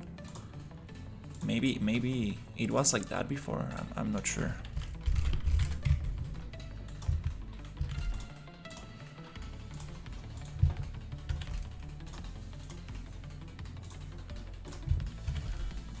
Just gonna give it a quick complex collision, just so it doesn't get in the way.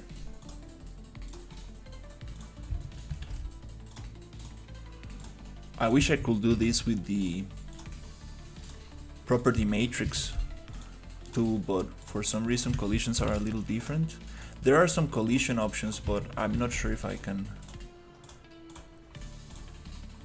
just change them all to complex.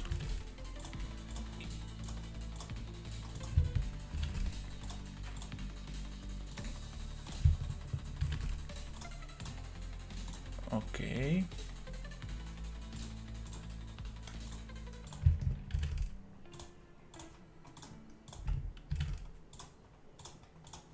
I made all these modifications because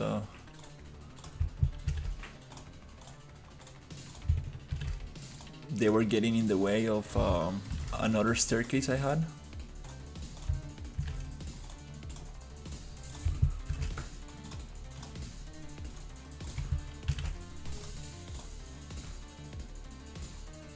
Okay, I think now we can just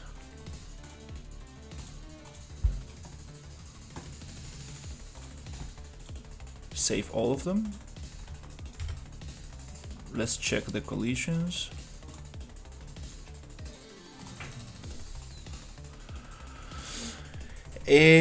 I'm using the RPG engine, which is a survival shooter template, and I'm trying to make something kind of like a horror, but it's more suited for kind of like an action adventure, to be honest. So I wanna see. I'm thinking about making it like kind of like alien zombie shooter kind of thing.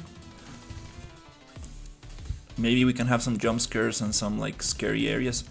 Okay, here I'm missing again some collisions.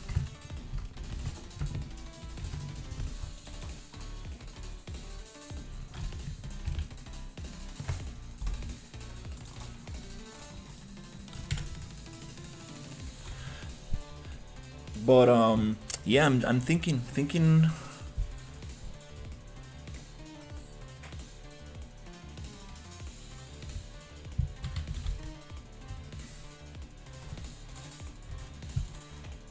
Okay, I think we played from inside a mesh.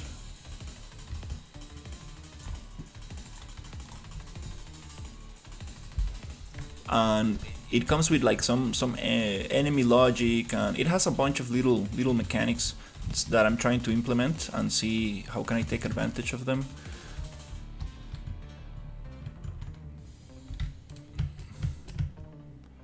Oh crap.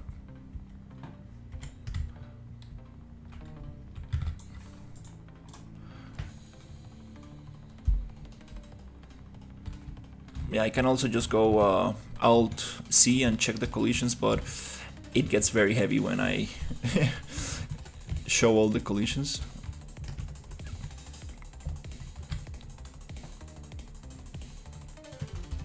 I think we are good.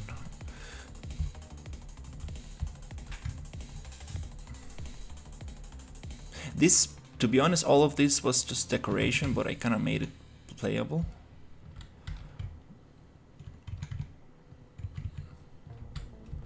Okay, I believe. Nice. It works. Oh, those tubes here blocking the view. Not very cool.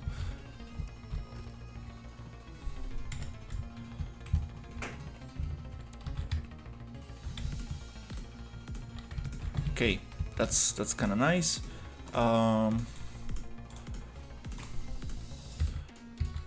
We could probably dress this up a little bit, but let's actually finish with the industrial props.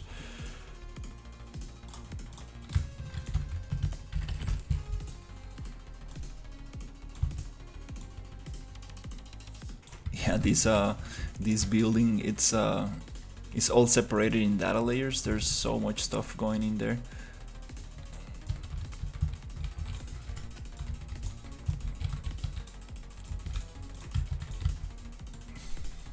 It will be super awesome to connect these pipes together. I mean, let's actually try to do that. Let's see if I can achieve that 90-degree bend. To do that, I'm going to attributes, generate polygroups, find quads. And to do a little bend, we need to add a bunch of loops, edge loops, so it bends very nicely.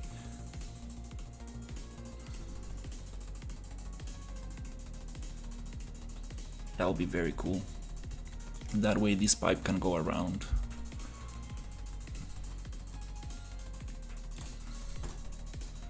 Like this. Let's go even.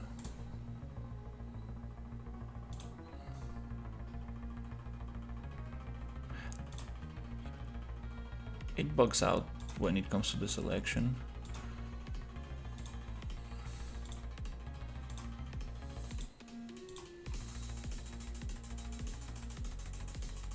Probably we don't need anything there. Yeah, let's try this one.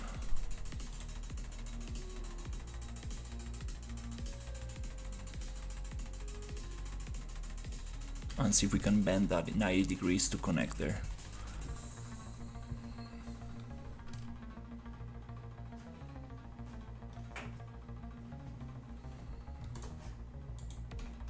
Okay, let's check. Yeah, it's on modeling tools, modeling mode, deform, warp, and you go lower bound 0 to keep one side straight, the other one bent.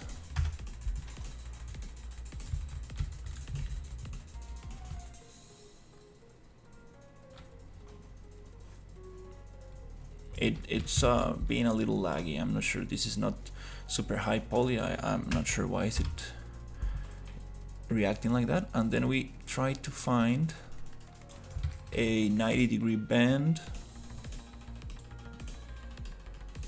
but we might need to make it a little bit sharper. And I'm not able to see anything, so we're gonna push it a little bit like that, and we're gonna go to wrap, or is it warp? Warp, and then we're gonna get upper bound 0, and then we're gonna get this to be shorter, and we want the bend to happen right there.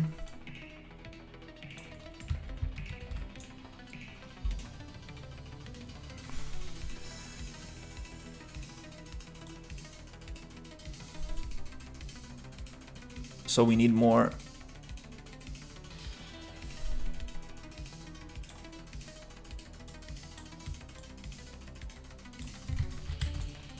We need more.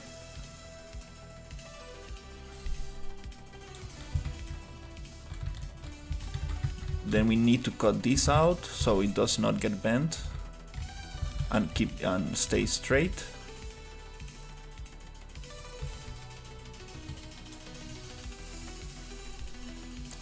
So in that case, we're gonna do this. We're gonna attributes, generate polygroups, find connected trees.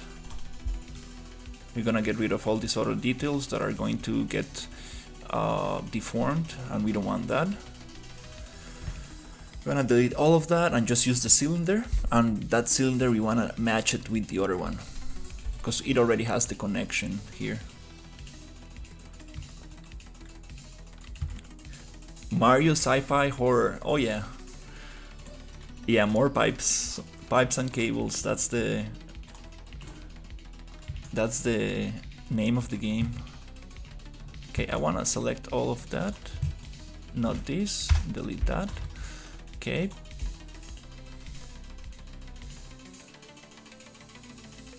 And I wanna make sure that we have enough edge loops so we can connect this thing.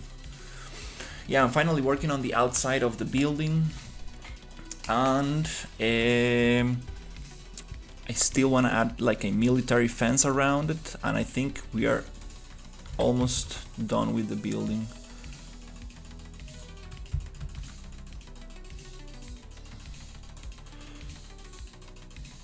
Okay, so attributes, generate polygroups.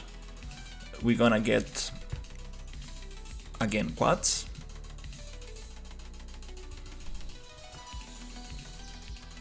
And let's see if we have enough edge loops to actually bend it here.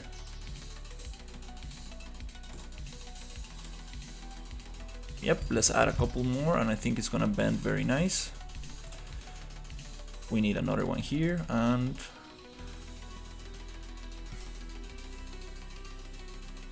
we should be able to get a 90-degree bend.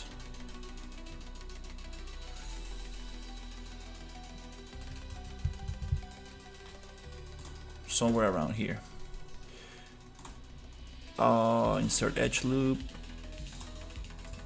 Okay, cool. I think that's probably good enough.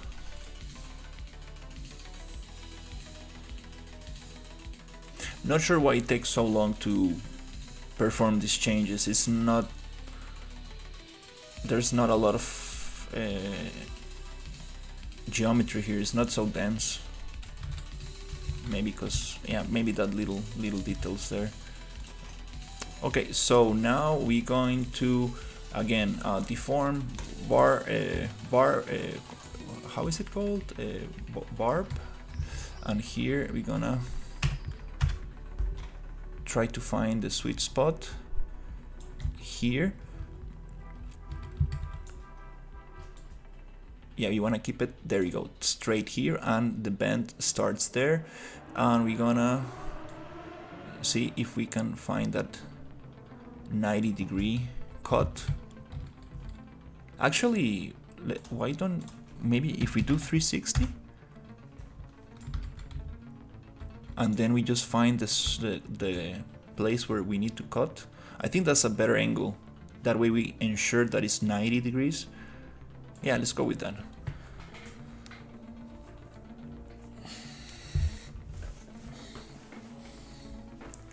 Any scrapping Quixel in last year? I add all the assets in Quixel for me.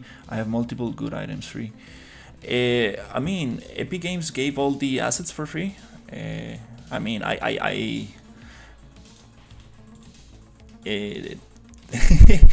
to be honest, it was a little funny, people trying to get all those assets, because I knew Epic Games was going to give them anyways. People using scripts and all this stuff. We're gonna make that straight. Cool, I think we got the 90-degree bend. Now, is it gonna match? Maybe not.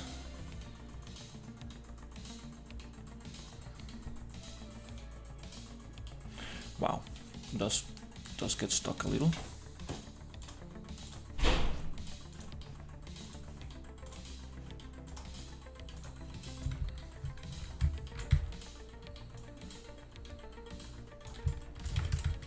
oh, it kind of works. We're gonna push it a little bit here.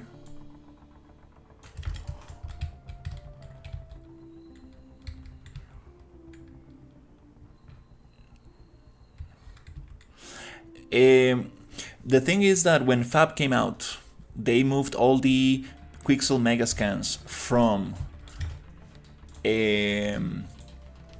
Quixel to the Fab store, right? And everybody got scared, like, are we gonna lose access to the Megascans? Like, we need to download all of them. And like Epic Games was not very clear with what was going to happen, so a lot of people started downloading all of them, and they were making scripts to get them from the website and stuff. And then Unreal Engine just released a small little button that you can just press and add all the free Quixel Megascans to your library. So oh, what the hell is this? Oh, it's scaled. So yeah, basically you just needed to claim them. They gave like I don't know how much time to claim all the free stuff, but it was just one click, and now they're on the library, so there's no problem.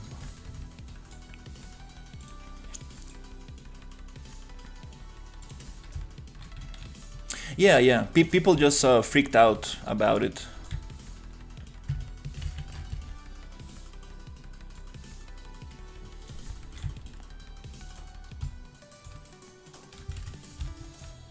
I knew it was not going to be a big deal, so I didn't like use any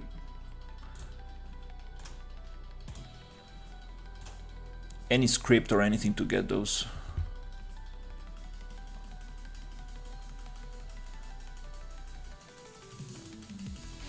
Yeah, that's the thing. To be honest, like,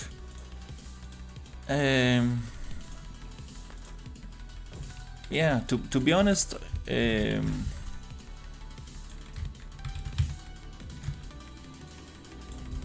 building stuff with Quixel Megascans,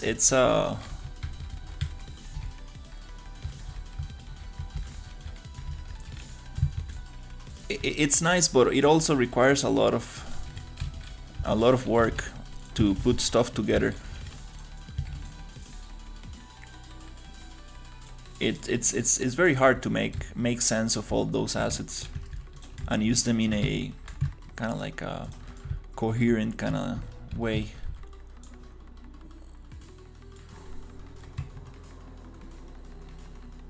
Good thing that you now they're giving away the whole scenes where you have them all placed together, which is very nice because you see how actually they use their own assets. And that's probably what I will do, like get one of those Quixel Megascan scenes and modify it.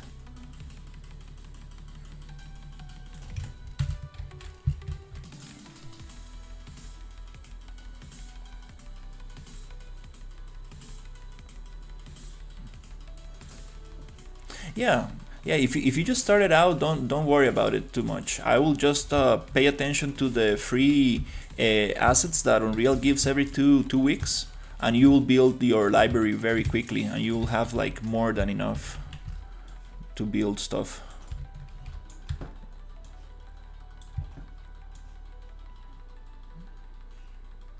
If you really need something specific from the Quixel, you can always go and get it. It's like $1. So that's not that bad, because it's not like all the Quixel assets were given for free. There was a selection of them, and then other ones you still need to buy them.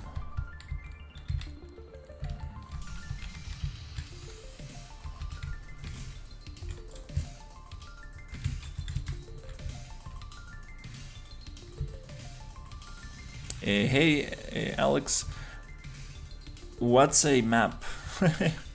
Dust Industrial. This is some kind of industrial facility, some kind of like energy facility in the desert, and inside of it there's a bunch of rooms that lead into a research facility where there are aliens in there, and there's downstairs. I mean, you take an elevator down, and there's a cryo chamber room where scientists are making experiments on aliens. So that's what I got going on here.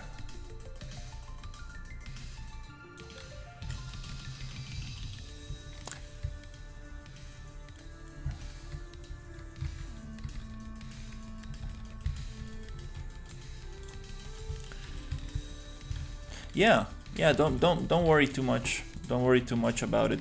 You will be able to build your library very soon. And to be honest, like, it's not like you're gonna use most of it anyways. It's like it's very specific to your project needs.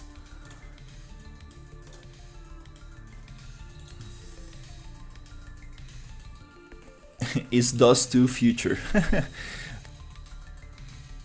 I haven't checked that game, but definitely gonna look at it.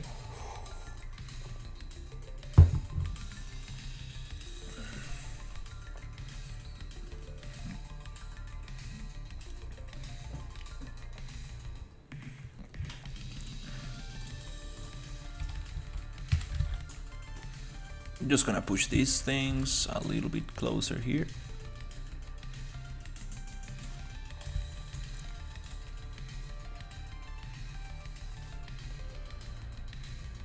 And we got that loop going on, which is super nice.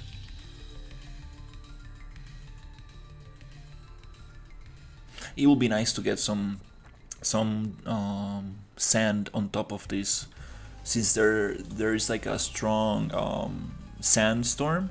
It will make a lot of sense to get some sand on top of this structure. That will integrate the whole thing together a little bit better. Okay, so we got most of it. These pipes, we can probably connect them. Oh, no. We got a crash. Almost.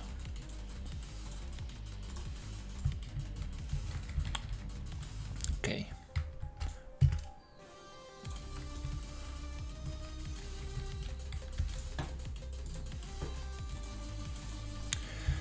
So yeah, I think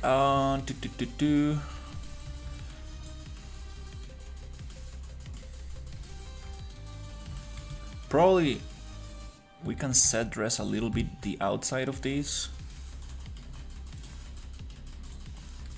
just very quickly.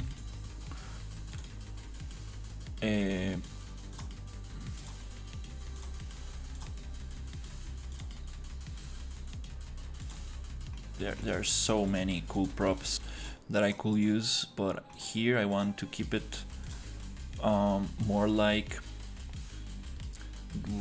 where is it?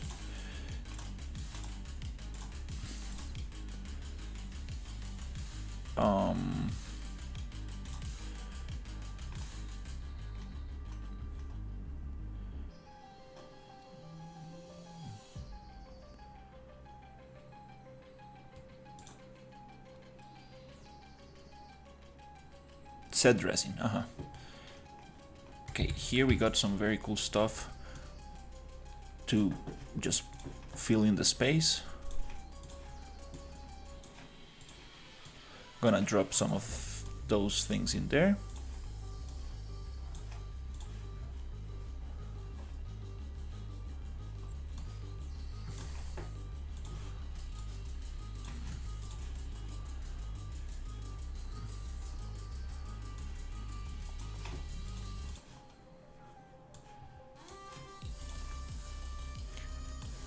Those are cool.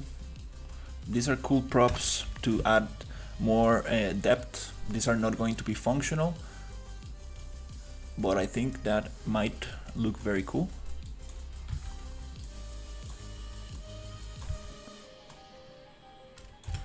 if we had stuff like that and stuff like this.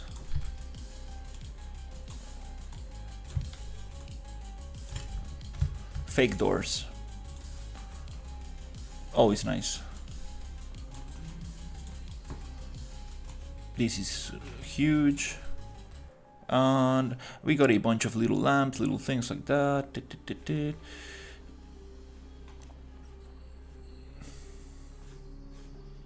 These grills are always very cool.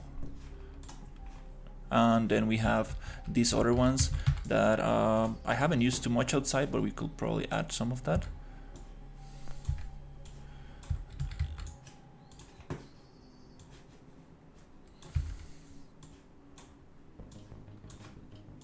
They are a little bit, the pivot point on these ones is a little bit strange, so we're gonna adjust that a little bit. Just want to snap it to the wall. Nice.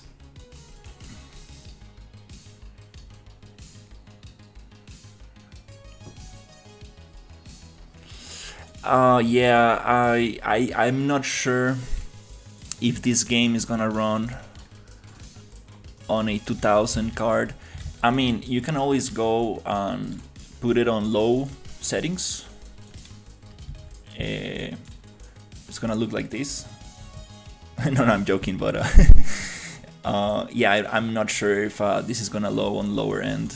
It might not run on lower end computers. I'm using a 3080 right now, which is not the strongest thing, but yeah, I get this question a lot, like, is this gonna run on lower end computers? And the answer is yes, but it's gonna look terrible, and that's not the purpose of this project. This project is very graphically intense, so unfortunately it's not really gonna look nice on lower end computers. I would like it to make it playable, at least, but definitely, you know, it's not gonna look very hot.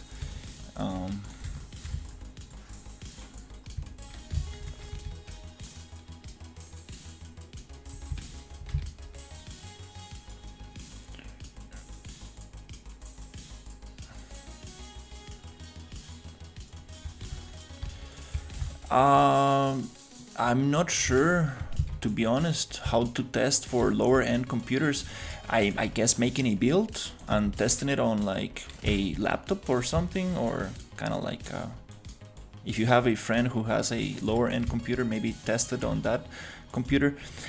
Yeah, but the problem with this project is that it's heavily reliant on nanite and ray tracing, and if you don't have an NVIDIA card, it's probably not gonna work. That's the problem. Maybe an NVIDIA 2000. I think it should be able to run this thing. I think it should be able. Maybe with like lower settings. But yeah. Nowadays, most people, I don't want to generalize or anything, but most people have a good GPU. People who play like 3D games, they usually have like a 3000. So I think it should be fine for most people. But it will be nice to test it out, to be honest.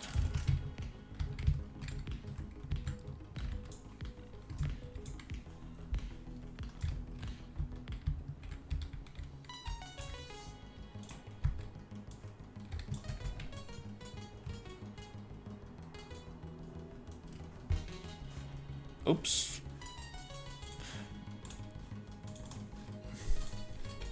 Stuff is getting very heavy.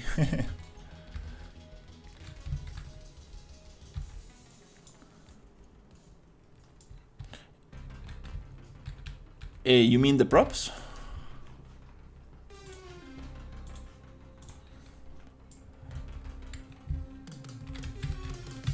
This is big, medium, small, big, medium, small industrial props.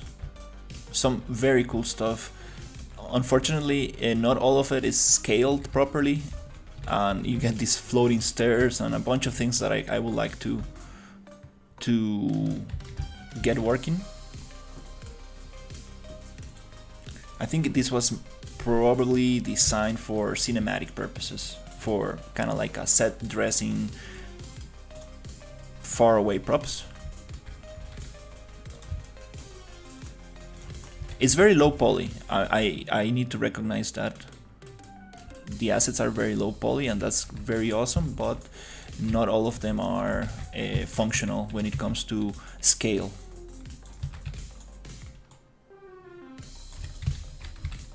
Especially talking about handrails and stairs.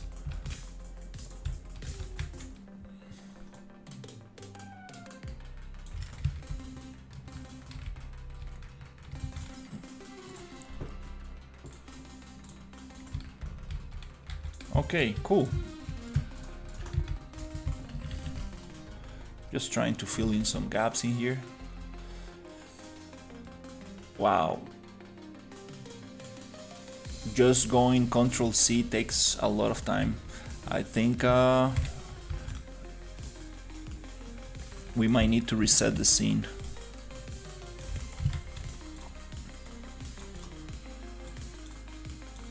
It doesn't really make sense to have this here. We don't want to really block the view too much.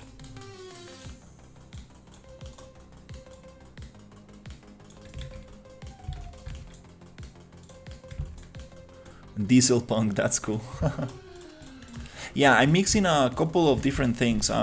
It's gonna be very like industrial like this outside, but inside it's also gonna be like this, and then it goes into a research lab, which is gonna look totally different. And then it goes into a high-tech sci-fi, and I'm trying to mix these things and see if I can find that sweet spot where things come together.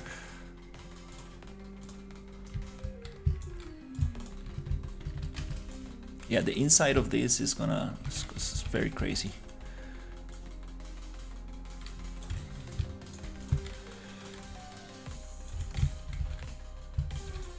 Oh, I missed here a little bit with this thing. Let's see if we can push it. Wow, that's so much stuff. The cool thing is that I'm using data layers, so I'm just gonna unload and load things. So for example, when you get inside the building, that moves this one. Okay. So when you go inside the building, you're gonna unload all of these outside props.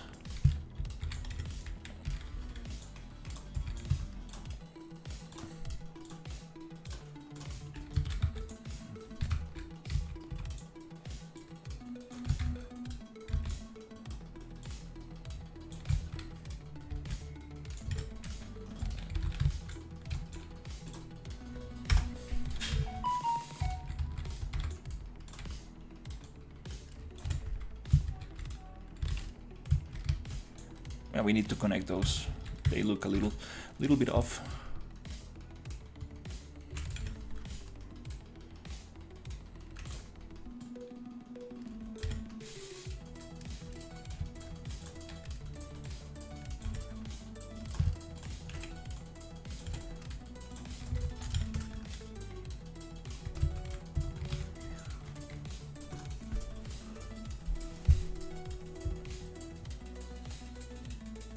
Yeah, I'm.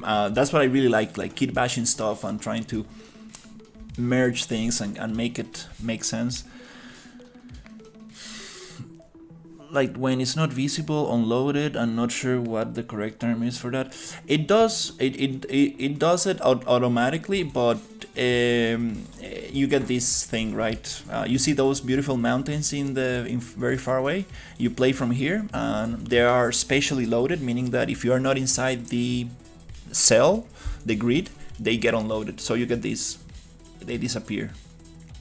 There are multiple ways to fix this issue, and those are data layers, and you can like tell the world partition what you want to load, what you want to unload, what the distance is, how you want to deal with it, and that's where things get very interesting when you're dealing with environments like this.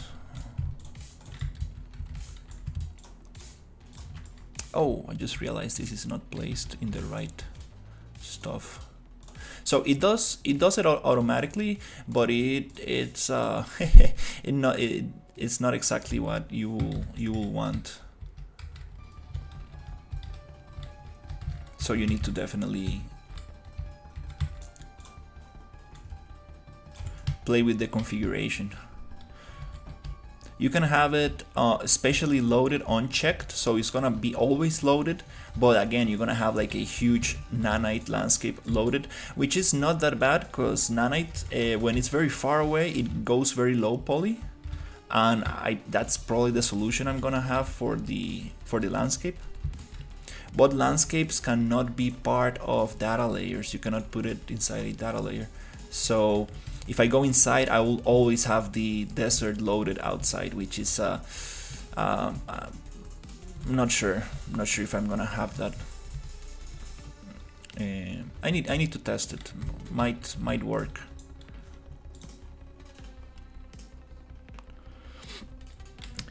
It's called occlusion calling when something is behind, example, a bigger object, or when you are inside the other things are behind inner walls. Yeah.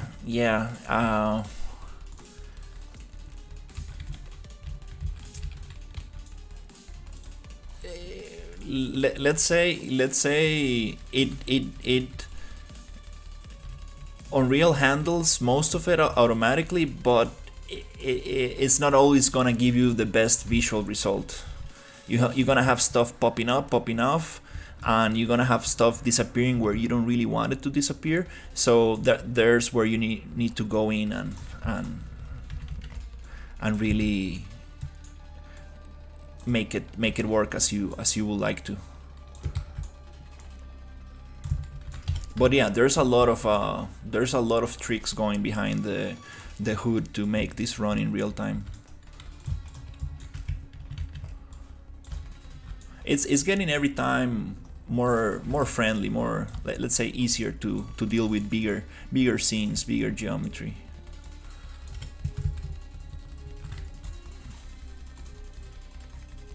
But yeah, there's also a lot of tricks that I will need to use to make that transition like seamless.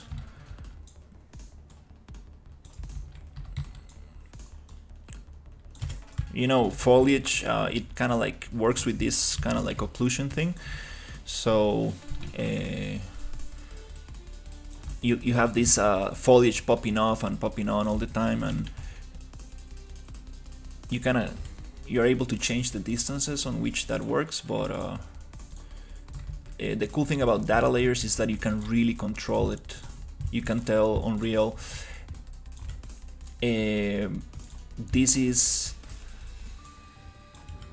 the desert town is gonna be inside a data layer, and if I get far away from this distance, it's gonna swap that mesh into a super lower version that looks very nice from that distance.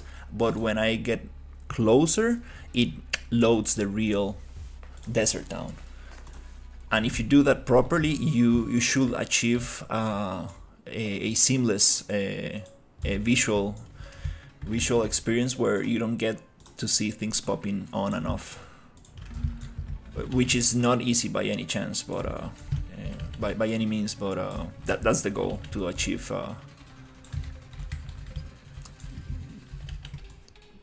that transition.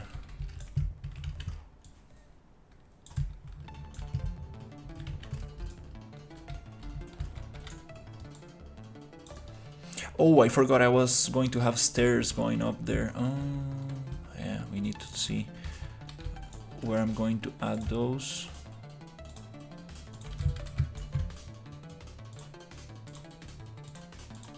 Yeah, initially this project started as a kind of like a, let's call it like a tech demo, kind of like I wanted to see how far can I push the level of detail in the environment before my computer crashes. And then I was like, oh, let's just add some logic using this template, how do you call it, the RPG engine. And yeah, it went from there. I initially wanted to just make like a walking simulator. Like I've seen people doing that, like just make a very, very beautiful environment that you can get to explore. But then I said, we probably can push it a little bit and actually add some enemies, add some story, make it something more interactable.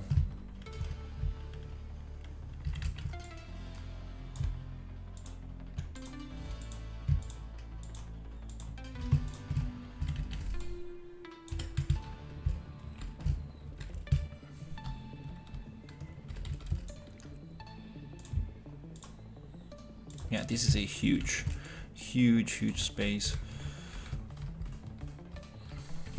Probably gonna have some of these a little bit more spread apart.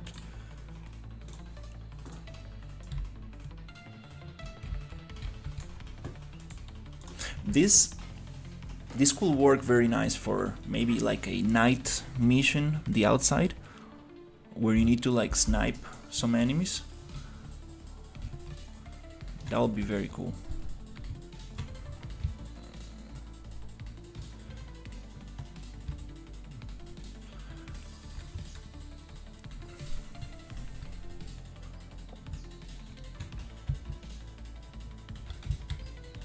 So here the landscape is being unloaded because it's in the distance. Let's check if I'm actually able to push it.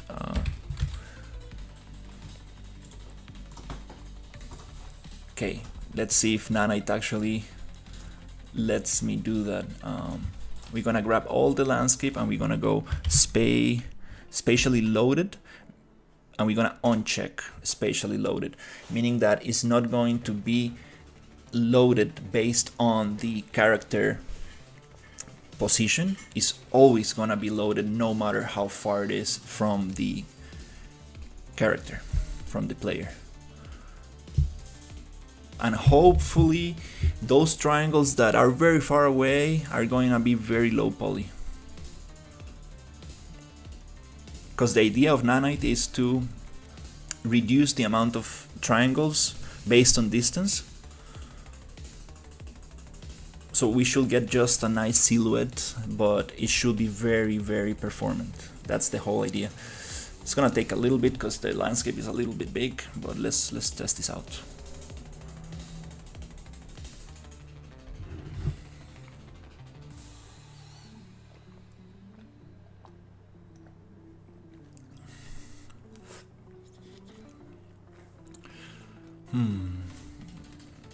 Yeah, this building is too big. Oh my god.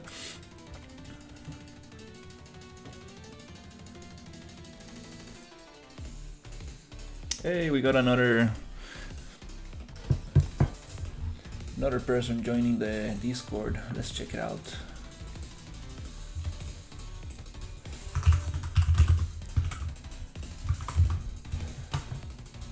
Yeah, I need to post a little bit more on the Discord.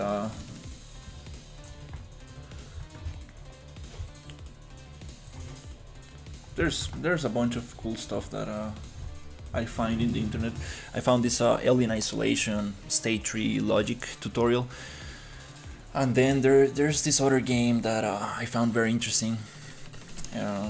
Stuff like that. Very, very cool stuff. I also want to start making like little short videos, kind of like just showcasing what I did on the day. so I can go back and see them and get like the outcome of each stream on a single shorts video. I think that will be very cool to see the progress.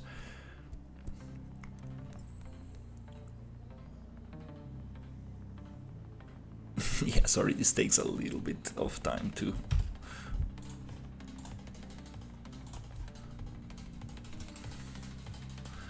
process.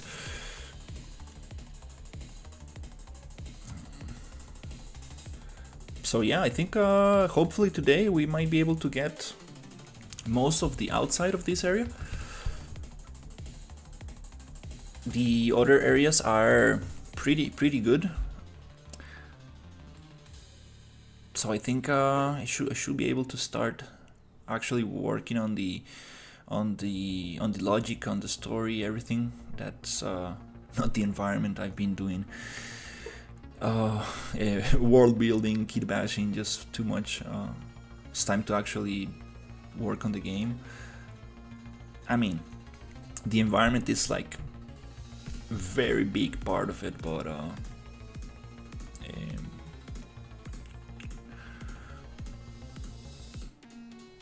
at the end of the day, we're trying to make something interactive, and that's the thing. I got this water. We got swimming on the template, so I wanna play with water a lot. So having rooms where they're flooded with water and you need to drain the water, or maybe you need to rise the water level to get to a higher place. That could be interesting. Okay, let's see if it changes frame rate.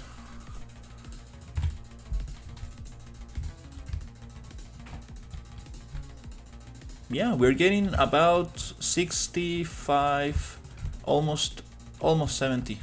It's just very little to change. I think that's probably the way I'm gonna have it. So if we go to wireframe mode, then we go F8 and then wireframe.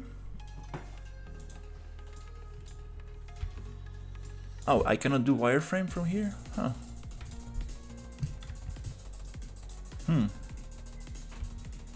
That's interesting. If you're on F8, it doesn't allow you to go into wireframe. I wanted to see the triangles from the mountains getting bigger and smaller.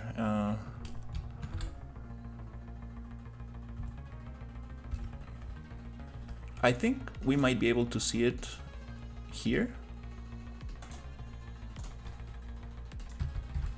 If I go close to that with C, no.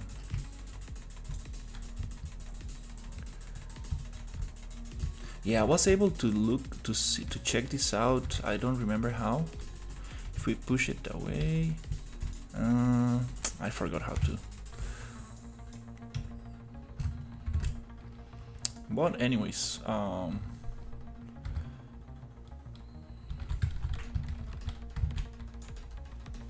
yeah, we also added a bunch of stuff.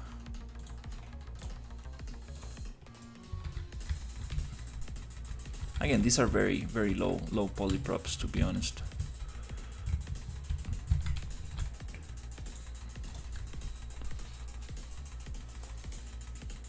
Let's check.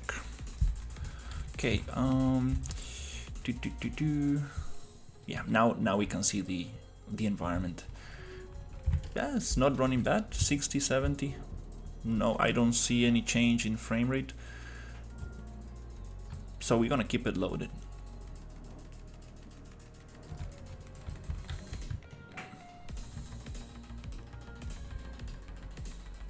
No visual difference at all. That's very impressive.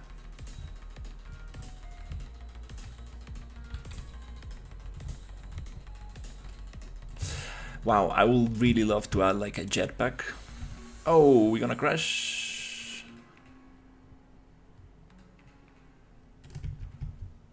Ah, it was preloading the Niagara effects. yeah, every time we do like some animation and stuff, just gonna preload it. These props, oh, you see that those shadows, those are ray trace shadows on a nanite mesh. That's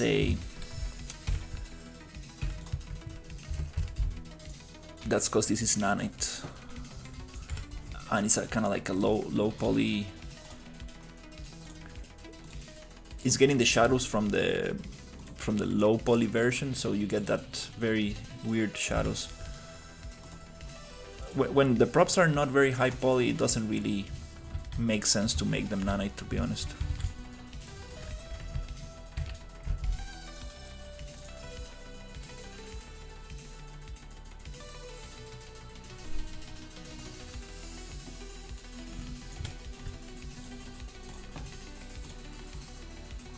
Nanite works very good for high poly meshes, but for very optimized low poly, it really doesn't make any change. As long as I understand, it might even cause performance issues and visual bugs. So, yep, no change in frame rate right there, and we are not doing anything, so it's okay. Alright, again, these ones should not be nanite, because we get that ugly shadow. Oh, no. No collision on that one.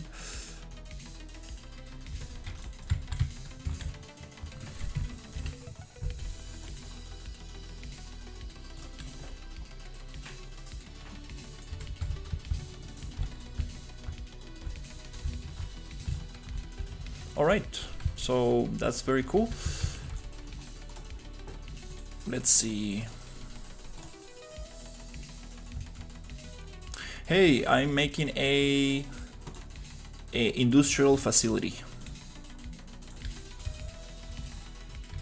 It's this super industrial facility here,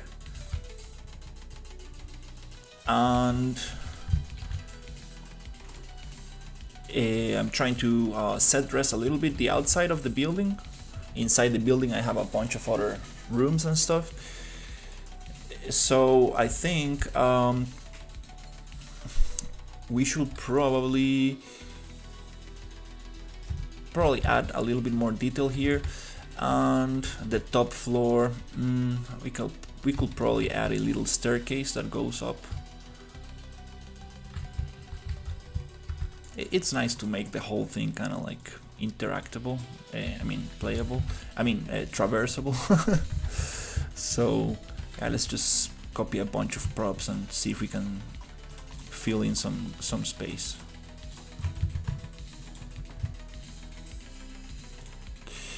The story is very, very rough for now. I don't have much of a story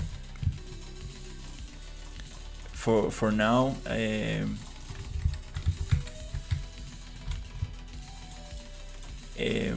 So this is basically a planet where humans came to colonize and look for resources. So there are like alien species native to this planet, and basically the humans are the bad guys in this story. So you need to you actually find out that you are the bad guy, and you came here to just take advantage of this alien race and their population and stuff. So you decide to change sides and help them out, because the humans here are experimenting with aliens on implanting like chips in their brains, like your kind of like Elon Musk kind of thing, and they want to turn them into like bio weapons to fight for the rest of the land and use them as bio soldiers, something like that. so yeah, you come here and then you start realizing that's the thing, and you get the mission to come into the biolab where they are kind of like experimenting with these aliens, and you get to destroy this thing. That's kind of like what I have in mind so far. I do have some stuff written, but I don't really want to go too much into detail.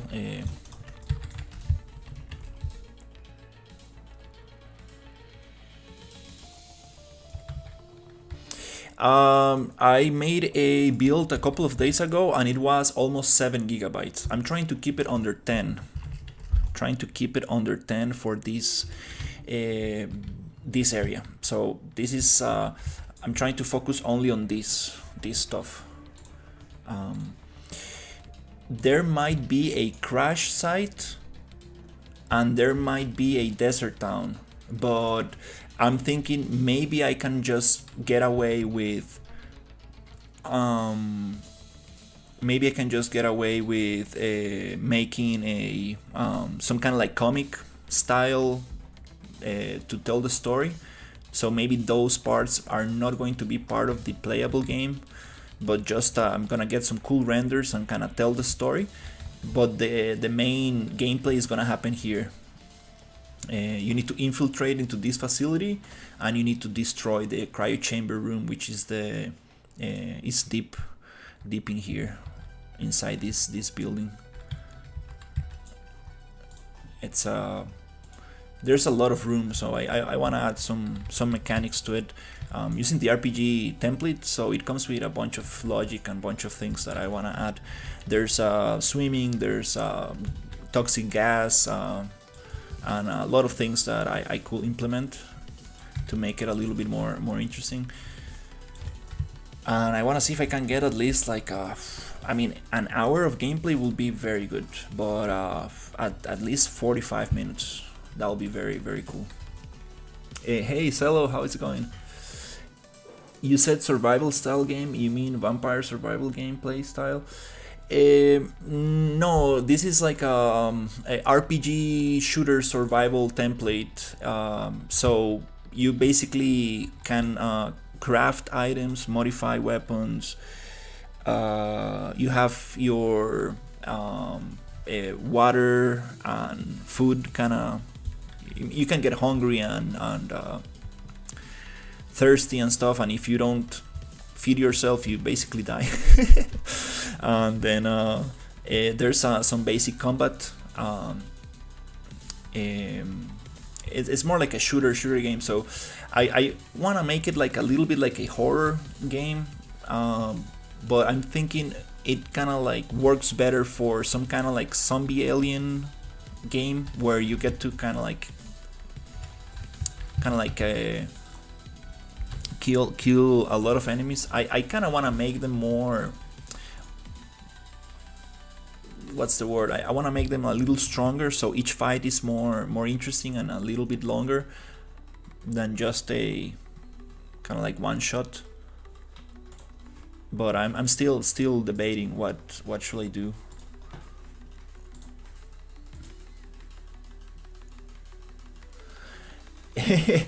I appreciate it, so a new Dune game.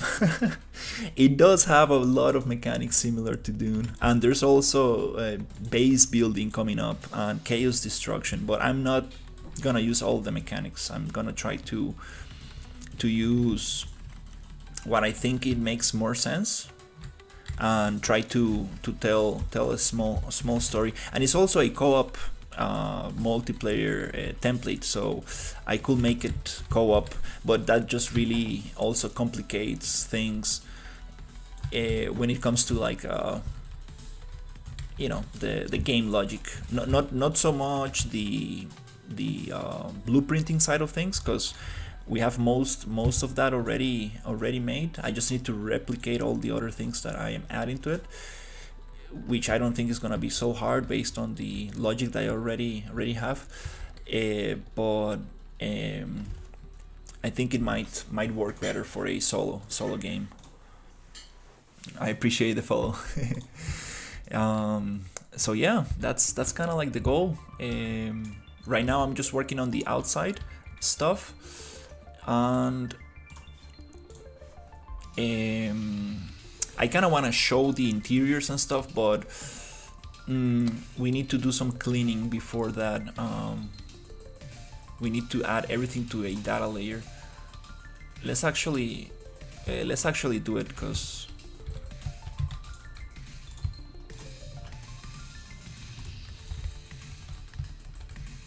we will need to do it anyways.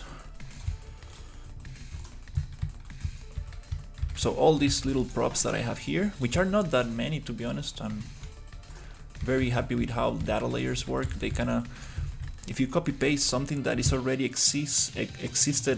existing in a data layer, it puts it in that data layer, so it's a little bit nice. But all of this goes to the outside layer,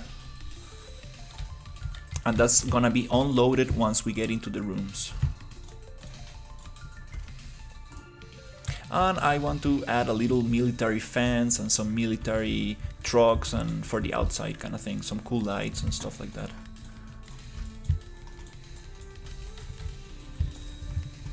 Oh, just need to be careful not to move anything. How many years of experience do you have in Unreal Engine 5? I started using Unreal in 2020 when it was Unreal 4.25. So I have around 5 years of experience. I'm a 3D generalist, so I've been using Unreal for visual purposes, mainly doing kit bashing environments and making renders and stuff like that. But I decided to try making a interactable experience. I've done a couple mini games using blueprints and following tutorials from UEFN games. I made this spaceship fly, and you can board it and land it. That was very cool.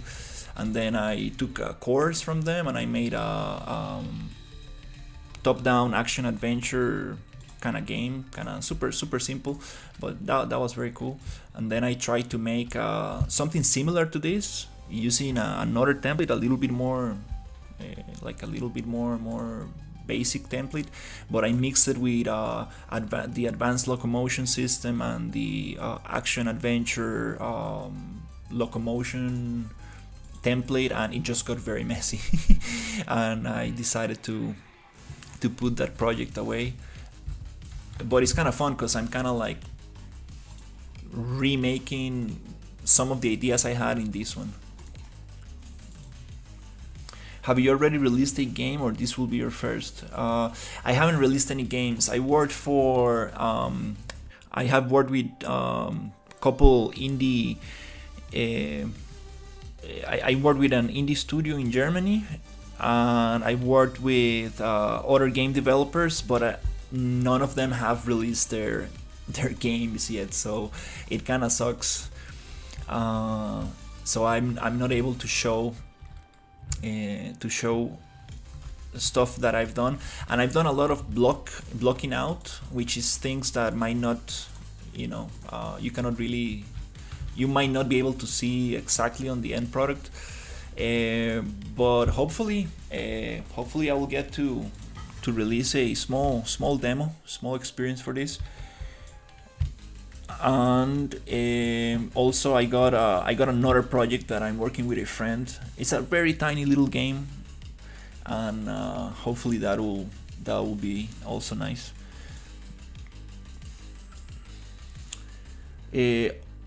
About the asset optimizations, did you use Unreal Engine Auto LODs feature, Nanite, or did you LOD yourself? Because it's better to build the assets from start for optimization. No, I'm not using LODs. I'm using Nanite for everything. I'm not using levels of detail.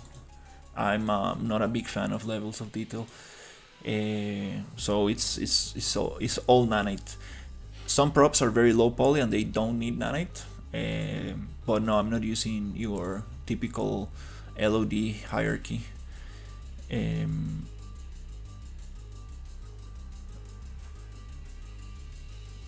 Yeah, these props look very high poly, but they're not. They're actually very low poly. These industrial props. So let's try this out. We have the outside, and then we're gonna. I wanna try this thing.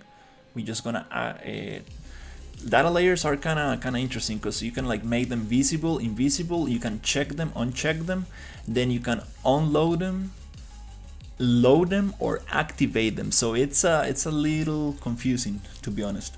So I want to see if I can just check them all, but keep them unloaded, because the idea is that when you open the door, you load the next room and you unload what's behind. So that's kind of like the system I'm working with to keep the performance working.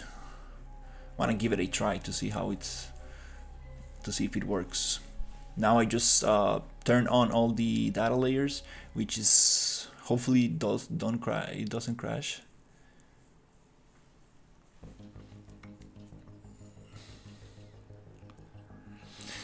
Yes, I'm a 3D generalist. I went to university to learn 3D animation. So that's what I do best. Okay, let's check this out. This is all unloaded. The outside is activated. Okay, let's see if it actually allows us to play. For the programming, the logic of the game, I'm using blueprints, and I'm using the RPG template, which is a template that comes with a bunch of logic. So here we have only the outside loaded. I'm getting around 60 frames per second, almost 70. Okay. Trying to preload a little bit the animations and the things. Every time you do something for the first time, it kind of gets stuck for a second. There's a frame drop just because it's loading some stuff. It works way better on the build. When you build the game, it's just it does magic, like seriously. In the editor, it's always gonna be a little bit more, a little bit slower. So here the idea is that when I come to this door and I press F, it's gonna load what's inside and it's gonna unload what's behind. But I forgot one thing. The lighting inside works better with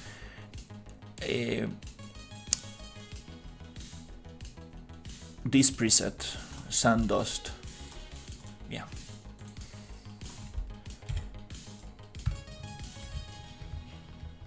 Yeah. Because this modifies the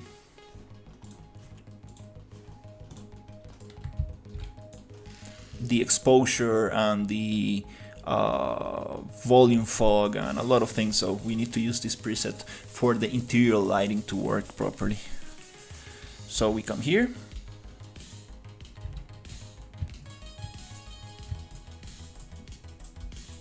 getting around 60, dropping to 30, but kind of playable, meaning that in the editor is gonna work a little better.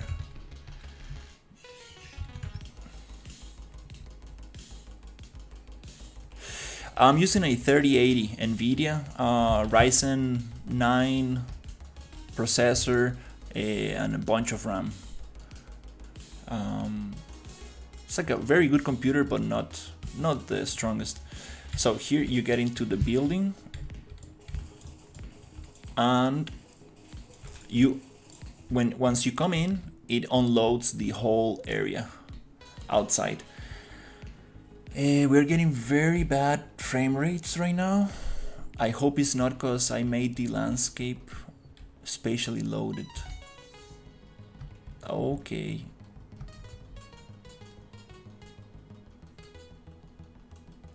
Okay, now we got back, yeah.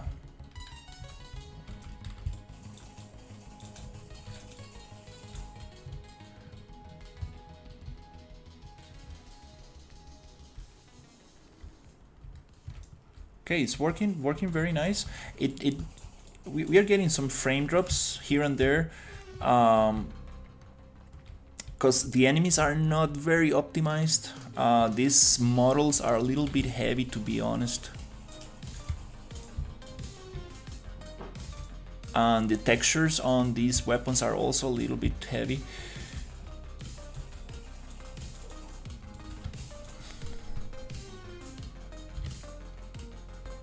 I also need to get a railing for the door to slide on.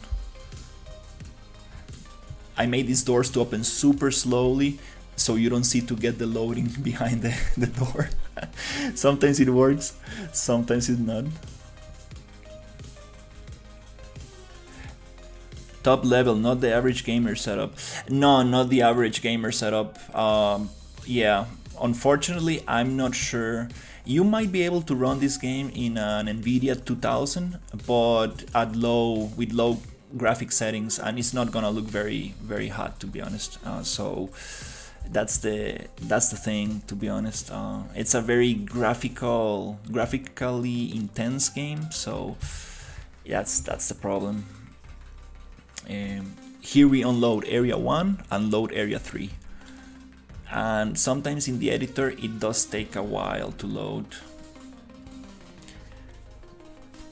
I need to make a build and make sure this is working properly. There you go. Wow, that took a while to load.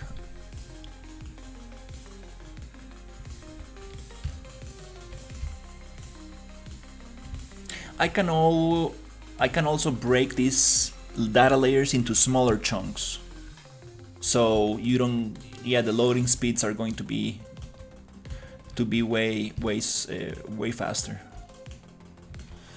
No, I'm using the RPG template.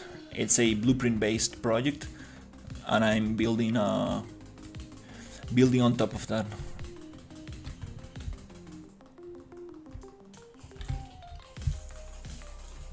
Okay, getting some frame drops. Kind of want to make a laser gun so you can charge it, and that'll be super cool. Yeah, especially when the Niagara effects are displayed for the first time, you get some frame drops right there. Definitely need to optimize the enemies. Enemies are very laggy.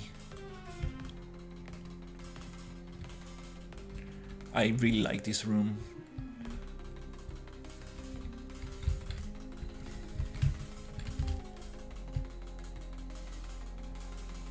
Yeah, got some basic stuff, and well, I wanna make some puzzles in here. Nothing too crazy. Wanna play with water a lot, get the water level to go up, go down. Go into very tight kind of corridors where you need to go underwater and find water air pockets. That'll be very cool. These fake doors, that's funny. Just make the whole thing look bigger. And here we're gonna open the next door. It's gonna unload the room behind us, not the one that we're currently in. Okay, that door blueprint is it's not working very nice. Need to check that out. And here, this is supposed to load the next room, but we are getting big delays. Very big delays.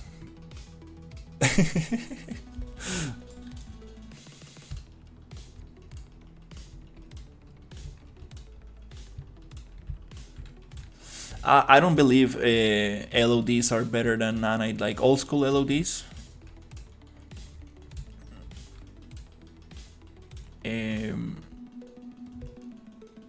No, I don't believe old school LODs are better. to be honest. In my experience, it's just too much work, and you get a lot of visual artifacts, and nanite is just it's so nice, so simple.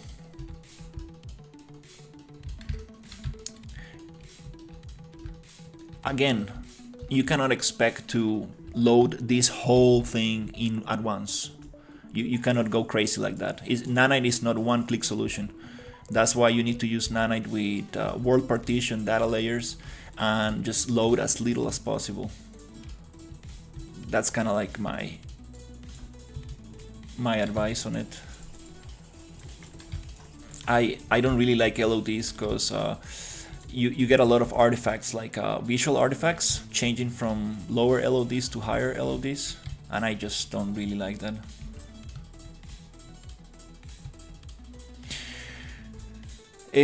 Blueprints for animation and UI.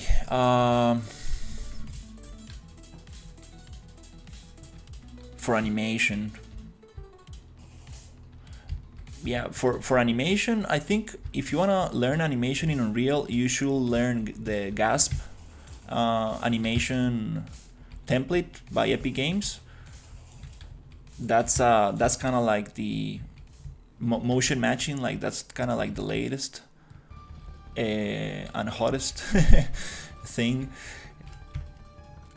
and it's very complex. It's super complex, but I think that's probably the future of locomotion. Again, it's something experimental, and it's going to change a lot.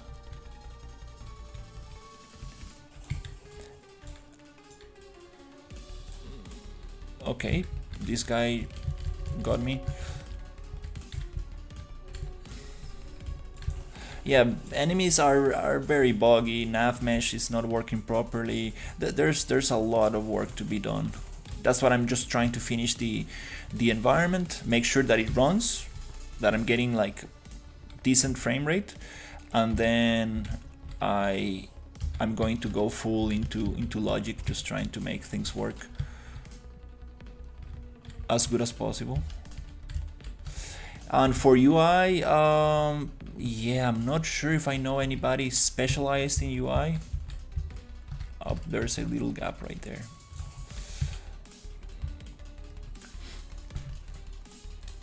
So yeah, these rooms, there's a lot of rooms, and you can really go very quick from one to the other. That's why I want some puzzles and some cool mechanics. Oh no, I got stuck.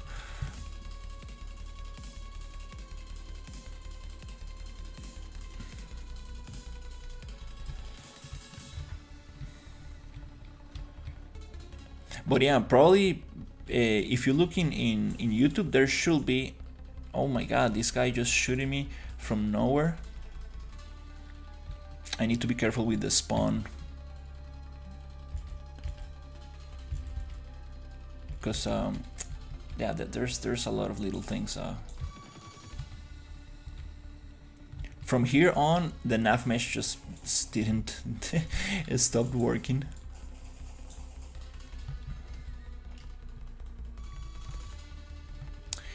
I know very little about blueprints. This is based on a template.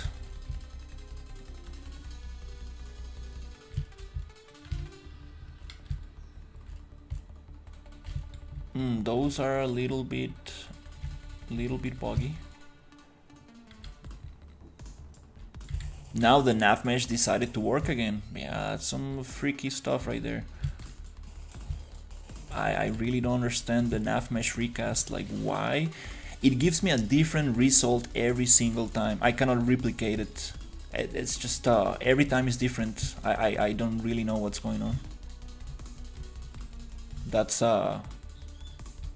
gonna be very interesting to learn about, because every single time it works differently. Also in the build, like sometimes I make a build and it works super awesome, sometimes it just doesn't. Sometimes some rooms work, some others don't. I have no clue. So these rooms are going to be like for reload. I'm gonna get ammo here and stuff like that. Here I need to make some kind of ladder so I can go to the second floor.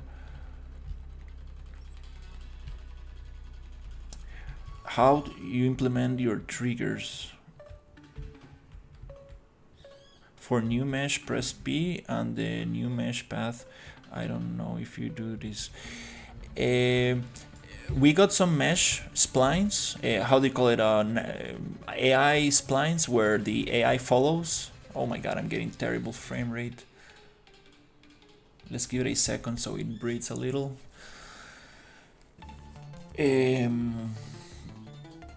But mostly they're just patrolling around. Okay. Like, hey, what's up, dude?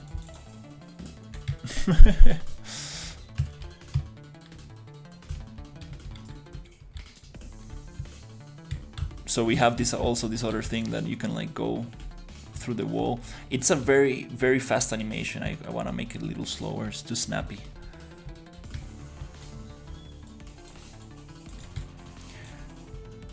Yeah, it's gonna be so much work to polish this thing, do like a decent state.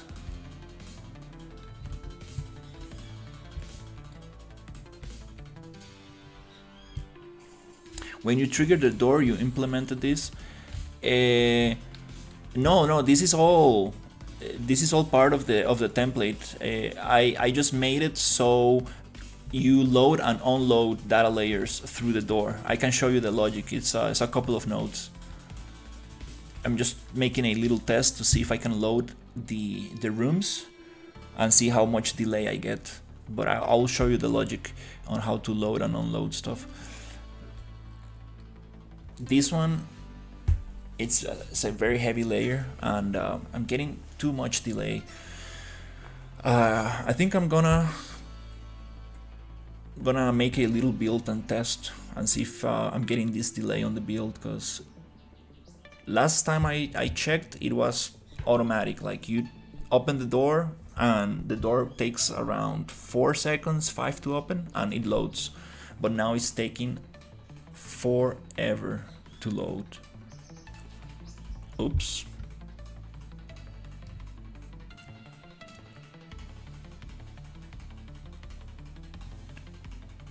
Sometimes it bugs out.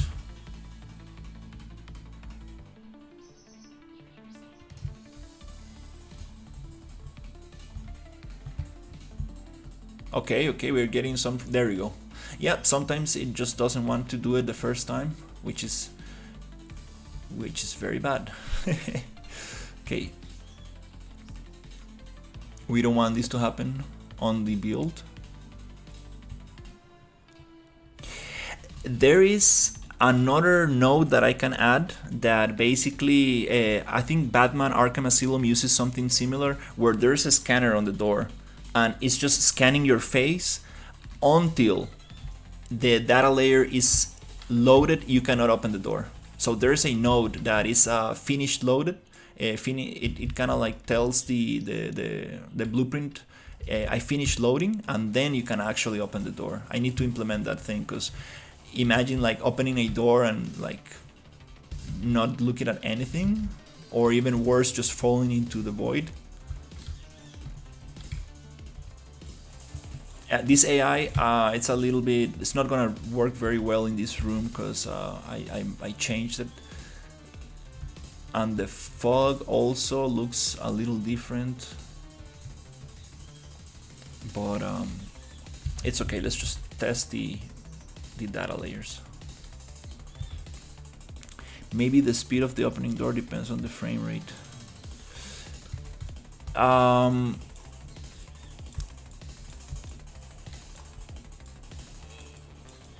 Yeah, I think I want to make it so there's like a scanner or something, so it delays the player and it makes it look interesting and cool until you get everything loaded, and then it's like, okay, access approved or something, and then you go into it, so you don't have this issue. And here, when you go through that door, I want to make it so you load the outside again. For here, I need a dot product that recognizes what direction I'm going. So if I go in, I load the inside. If I go out, I load the outside. I haven't gotten to that point, but that'll be very cool. So you can activate and deactivate data layers based on the direction of the player. Okay, let's see if we can get to the elevator.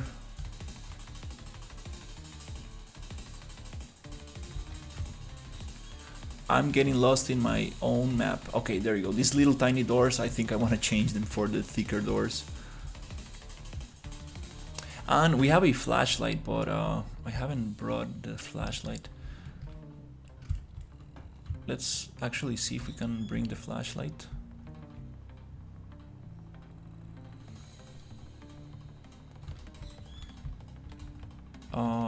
Here, right here. And the fog looks a little different because I need to activate a console command that makes the fog look a little bit more dense. But I'm not sure if I'm gonna use that because that's not very good for performance. The local fog console command.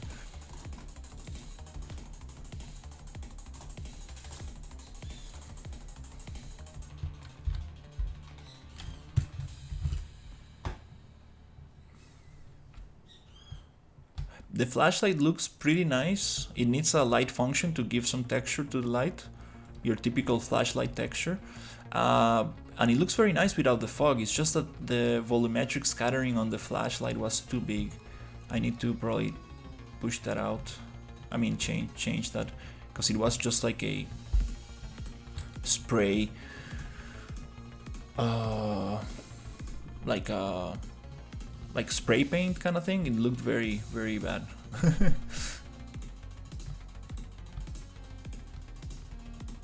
So here it will be super awesome to have trigger boxes where you walk through here and a alien just falls from the from the ceiling. That'll be very cool. Yeah, I think all the aliens that I had here got out at the beginning. This prop is very low poly. I think I'm gonna change that.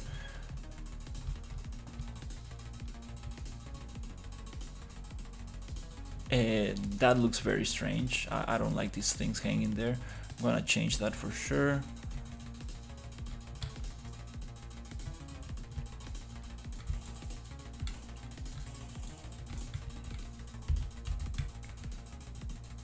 This gun is actually very, very hard, very, very strong. I modified it so the bullets do a lot of damage.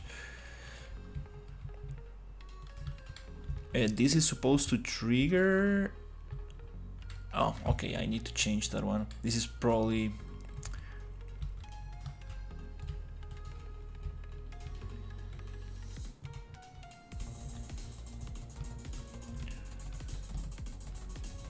This is supposed to be placed on the ceiling, not on the floor. So the logic is it's flipped. So here, okay, this is the data layer that is causing the most problems. Here, if I press E, it goes down and unloads that. We're gonna have a door so you don't get to see that.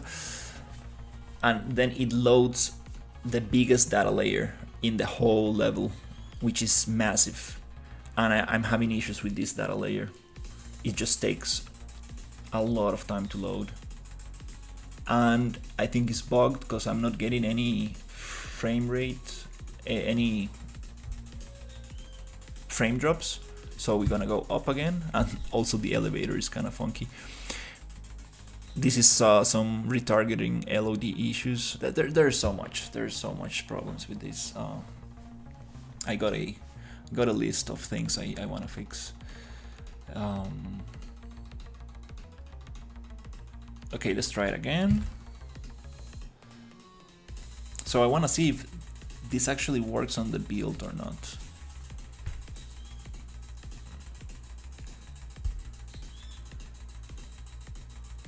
There you go, loaded. Yeah, some data layers, they get stuck and you need to kind of like open the door twice, which is not very nice, to be honest. I want to see how that works in the actual build. Okay, we got a little little space there. So here I got this super cool eggs.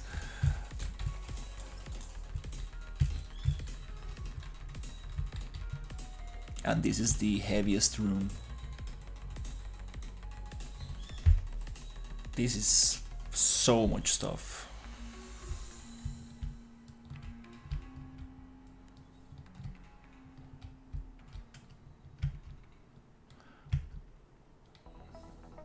We got some issues with the capsule component getting stuck in the stairs. I'm almost positive it has to do with the capsule component and not the collisions from the staircase.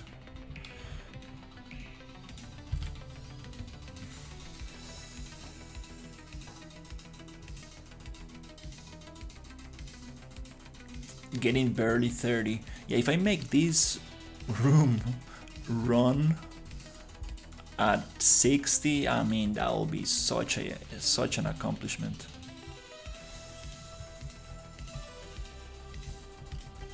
That will be such an accomplishment because it just has too much stuff. Water,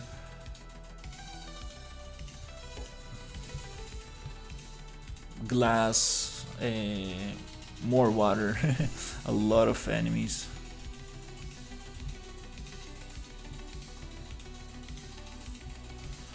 Wow, this is such a cool scene. I can just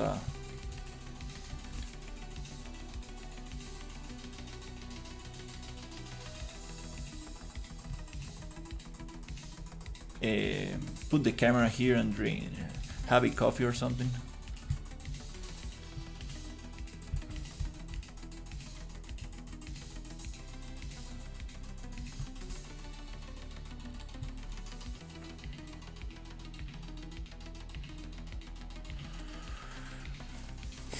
That's some toxic heavy water. And actually we're running out of water. We're getting thirsty, and when that runs off, we're actually gonna start getting damage, and I have no water placed on the scene. So that's kind of cool.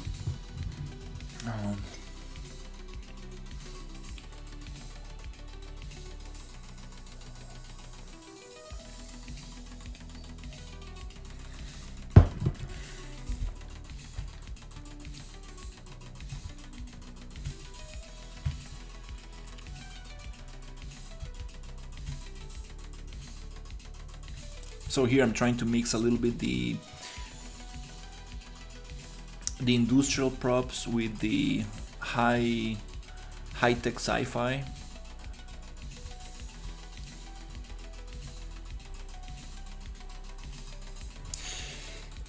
I need to make a test and see if I get better frame rate if I make the landscape spatially loaded. I'm not sure if it is the landscape, because I believe if we get out of here, yeah, the landscape is loaded. That's not good. It's just too much stuff. But still, I'm getting yeah, I need to test that one out.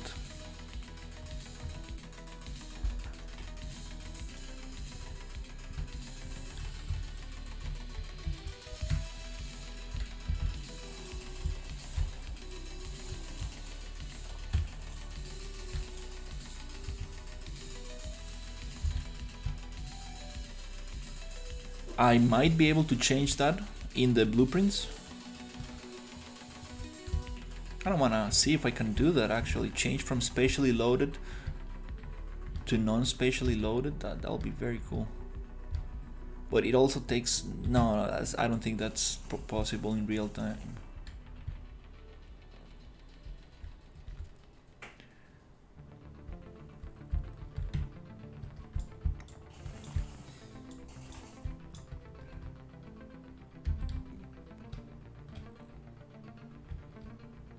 So yeah, these bugs, like, they kind of like go after you, but they don't do much. They do hit hard, but I really wanna see. Oops, we got stuck here. Huh. The less bugs I have, the better performance I get. Yeah, these characters are very heavy. Okay, we ran out of water. We're getting damage. It's like, oh, I'm thirsty. No. Oh, no. Oh.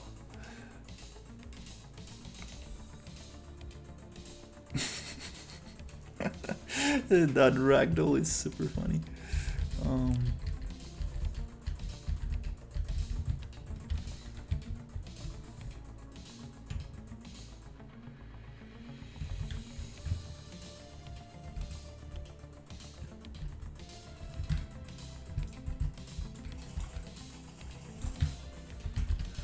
But that's what we got so far. Let's see. Oh, yeah, I think it's the enemies. It might be this egg that is just fucking, like, lagging the whole thing. Probably. We have this floating prop right there. Oops, I need to place that one.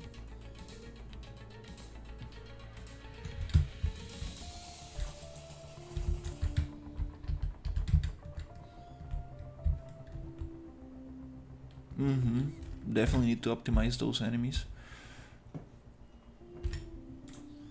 This one is part of this industrial area. We're gonna put it into the cryo chamber room. Nice. Oh, let's make it slower. There's not much room for this, to be honest.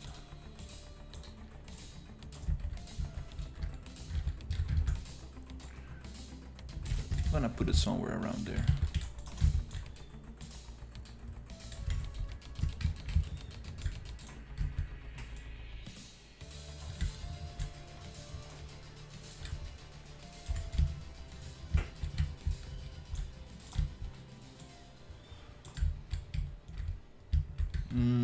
This prop really feels out of place.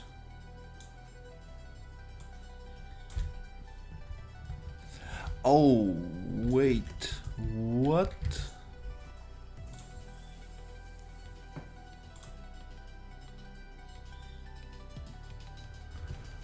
Oh, no, no, no, no, no, no. Don't tell me that I messed up. Oh. Oof.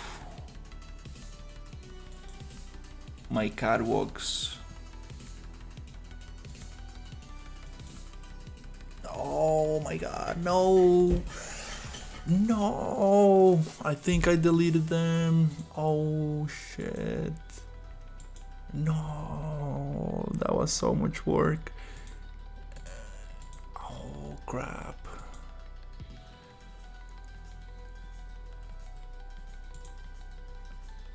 Oh my god.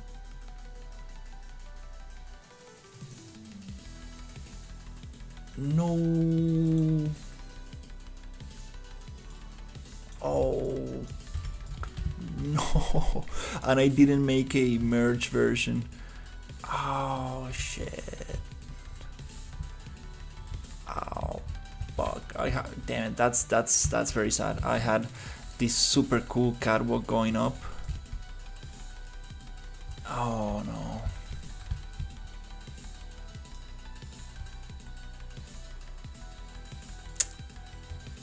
Oh my god. And I think I had, yeah, I put that inside a folder when I was working on the outside stuff, and I deleted it thinking that it was not in that folder.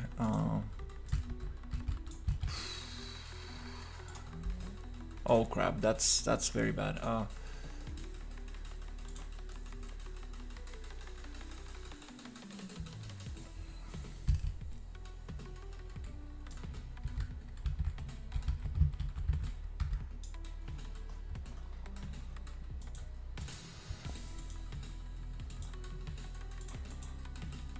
I see all the assets here. Okay, that's good. Is this some world partition funky stuff? Hopefully. I think they're just unloaded. Let me just check this out, because it will be very, very sad if I lost that one. Wow, it took me hours to do that. That staircase. It looks very simple, but actually it was a lot of work. Oh my god. I see it's unloaded. Hopefully it's just unloaded, please, please. Wait. I always forget to activate the data layer that I need. All of those are going to be unloaded. Okay.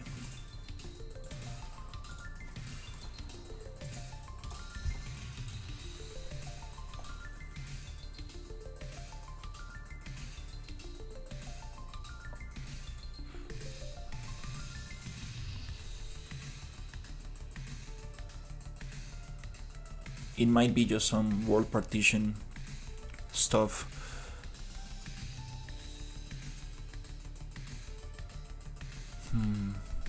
Because I see the assets in the content browser.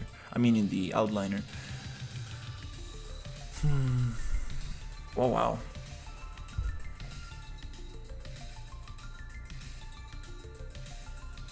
Oh, it's right there. Okay, oof, this data, this world partition always gives me these surprises. Oh my god, yeah, this stuff, I spent hours building this staircase. I was just like, oh no. Oh, okay, yeah, everything's good. Everything's good. Oof. Oof, I got scared for a second. I was like, oh my god, that's too much work.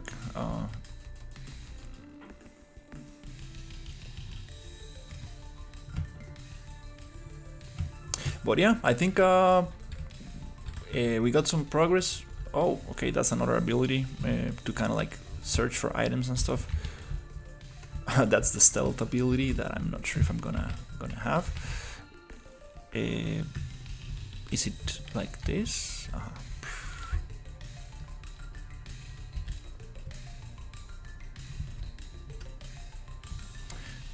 Oh crap.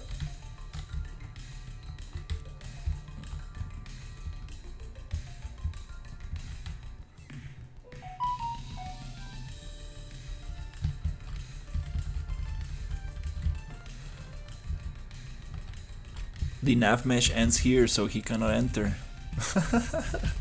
That's kind of ridiculous. It's funny because like these grenades, like I mean, like they do a lot of damage to me, but not to the enemies. Maybe there's some socket that I placed wrong.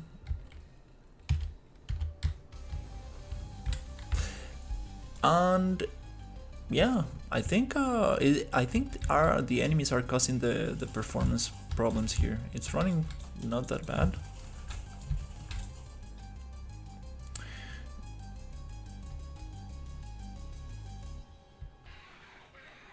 I'm using the gasp animation template. Well, I'm using the RPG template for this project, which uses the gasp animation template. It's called the motion matching template, and you can download it for free under the Unreal Engine sample projects. And there's a lot of tutorials on how to implement that to your game. It's complex. Definitely, it's not something I know how to use. But definitely give it a check. That's how you get like.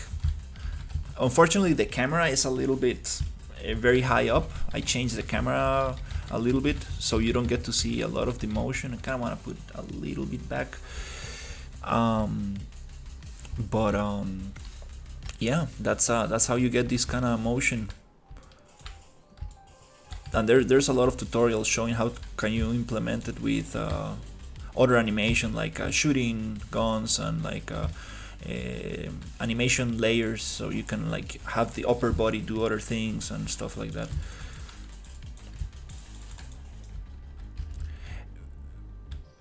Very, very complex stuff, to be honest, but it's definitely worth it if you wanna get into the specifics.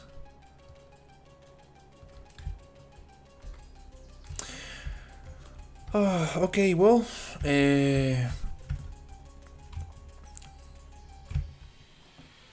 time to have some food and take it easy. We got some cool progress today. I will be I will continue with the exterior area just to finish up the exterior, and I believe, yeah, we have most of it.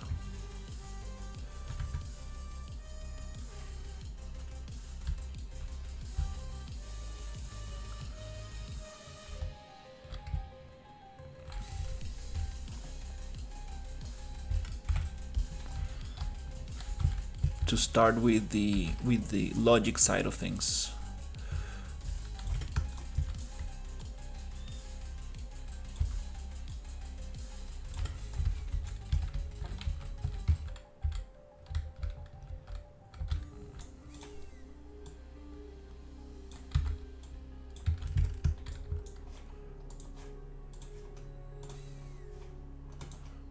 Okay,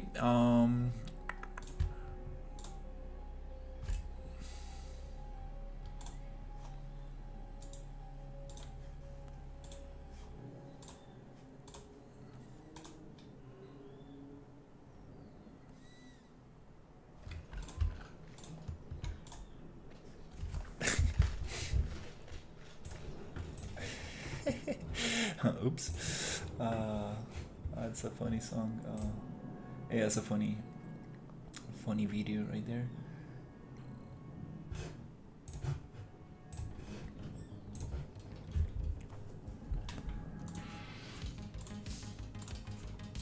Okay, let me just check here. It's unloaded and unloaded, and this is also, let's just unload it.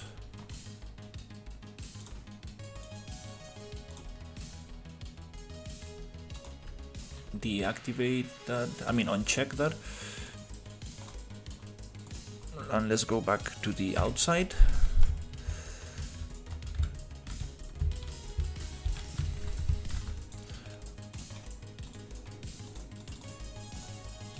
And let's activate the outside. Initially visible, initially loaded. So this is the editor. Initially visible means that when actors associated with the data layer should be initially visible in the viewport when loading the map. Ah, this is what makes things take forever when you open the project. Initially loaded determines the default value of the data layer loaded state in the editor if it hasn't been changed in the data layer outliner by the user. Okay, it's initially loaded. That means that it's gonna be here. Yeah, this is a little confusing, but all I wanna see is that the scene loads faster when I open the project. Okay, we're gonna get a little military fence around, a little bit more set dressing like this around this area, and then we can finish it up with the top level, just adding again more of this stuff here. Boop, boop, boop, boop.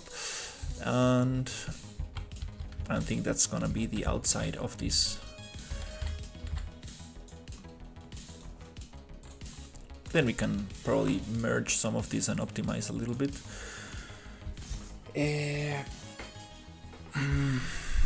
But for now, I'm just going to also uncheck that, and that's going to be it for now. So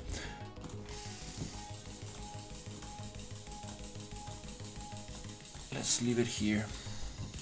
So thank you so much for watching, and I will see you on the next one. Take care, everybody.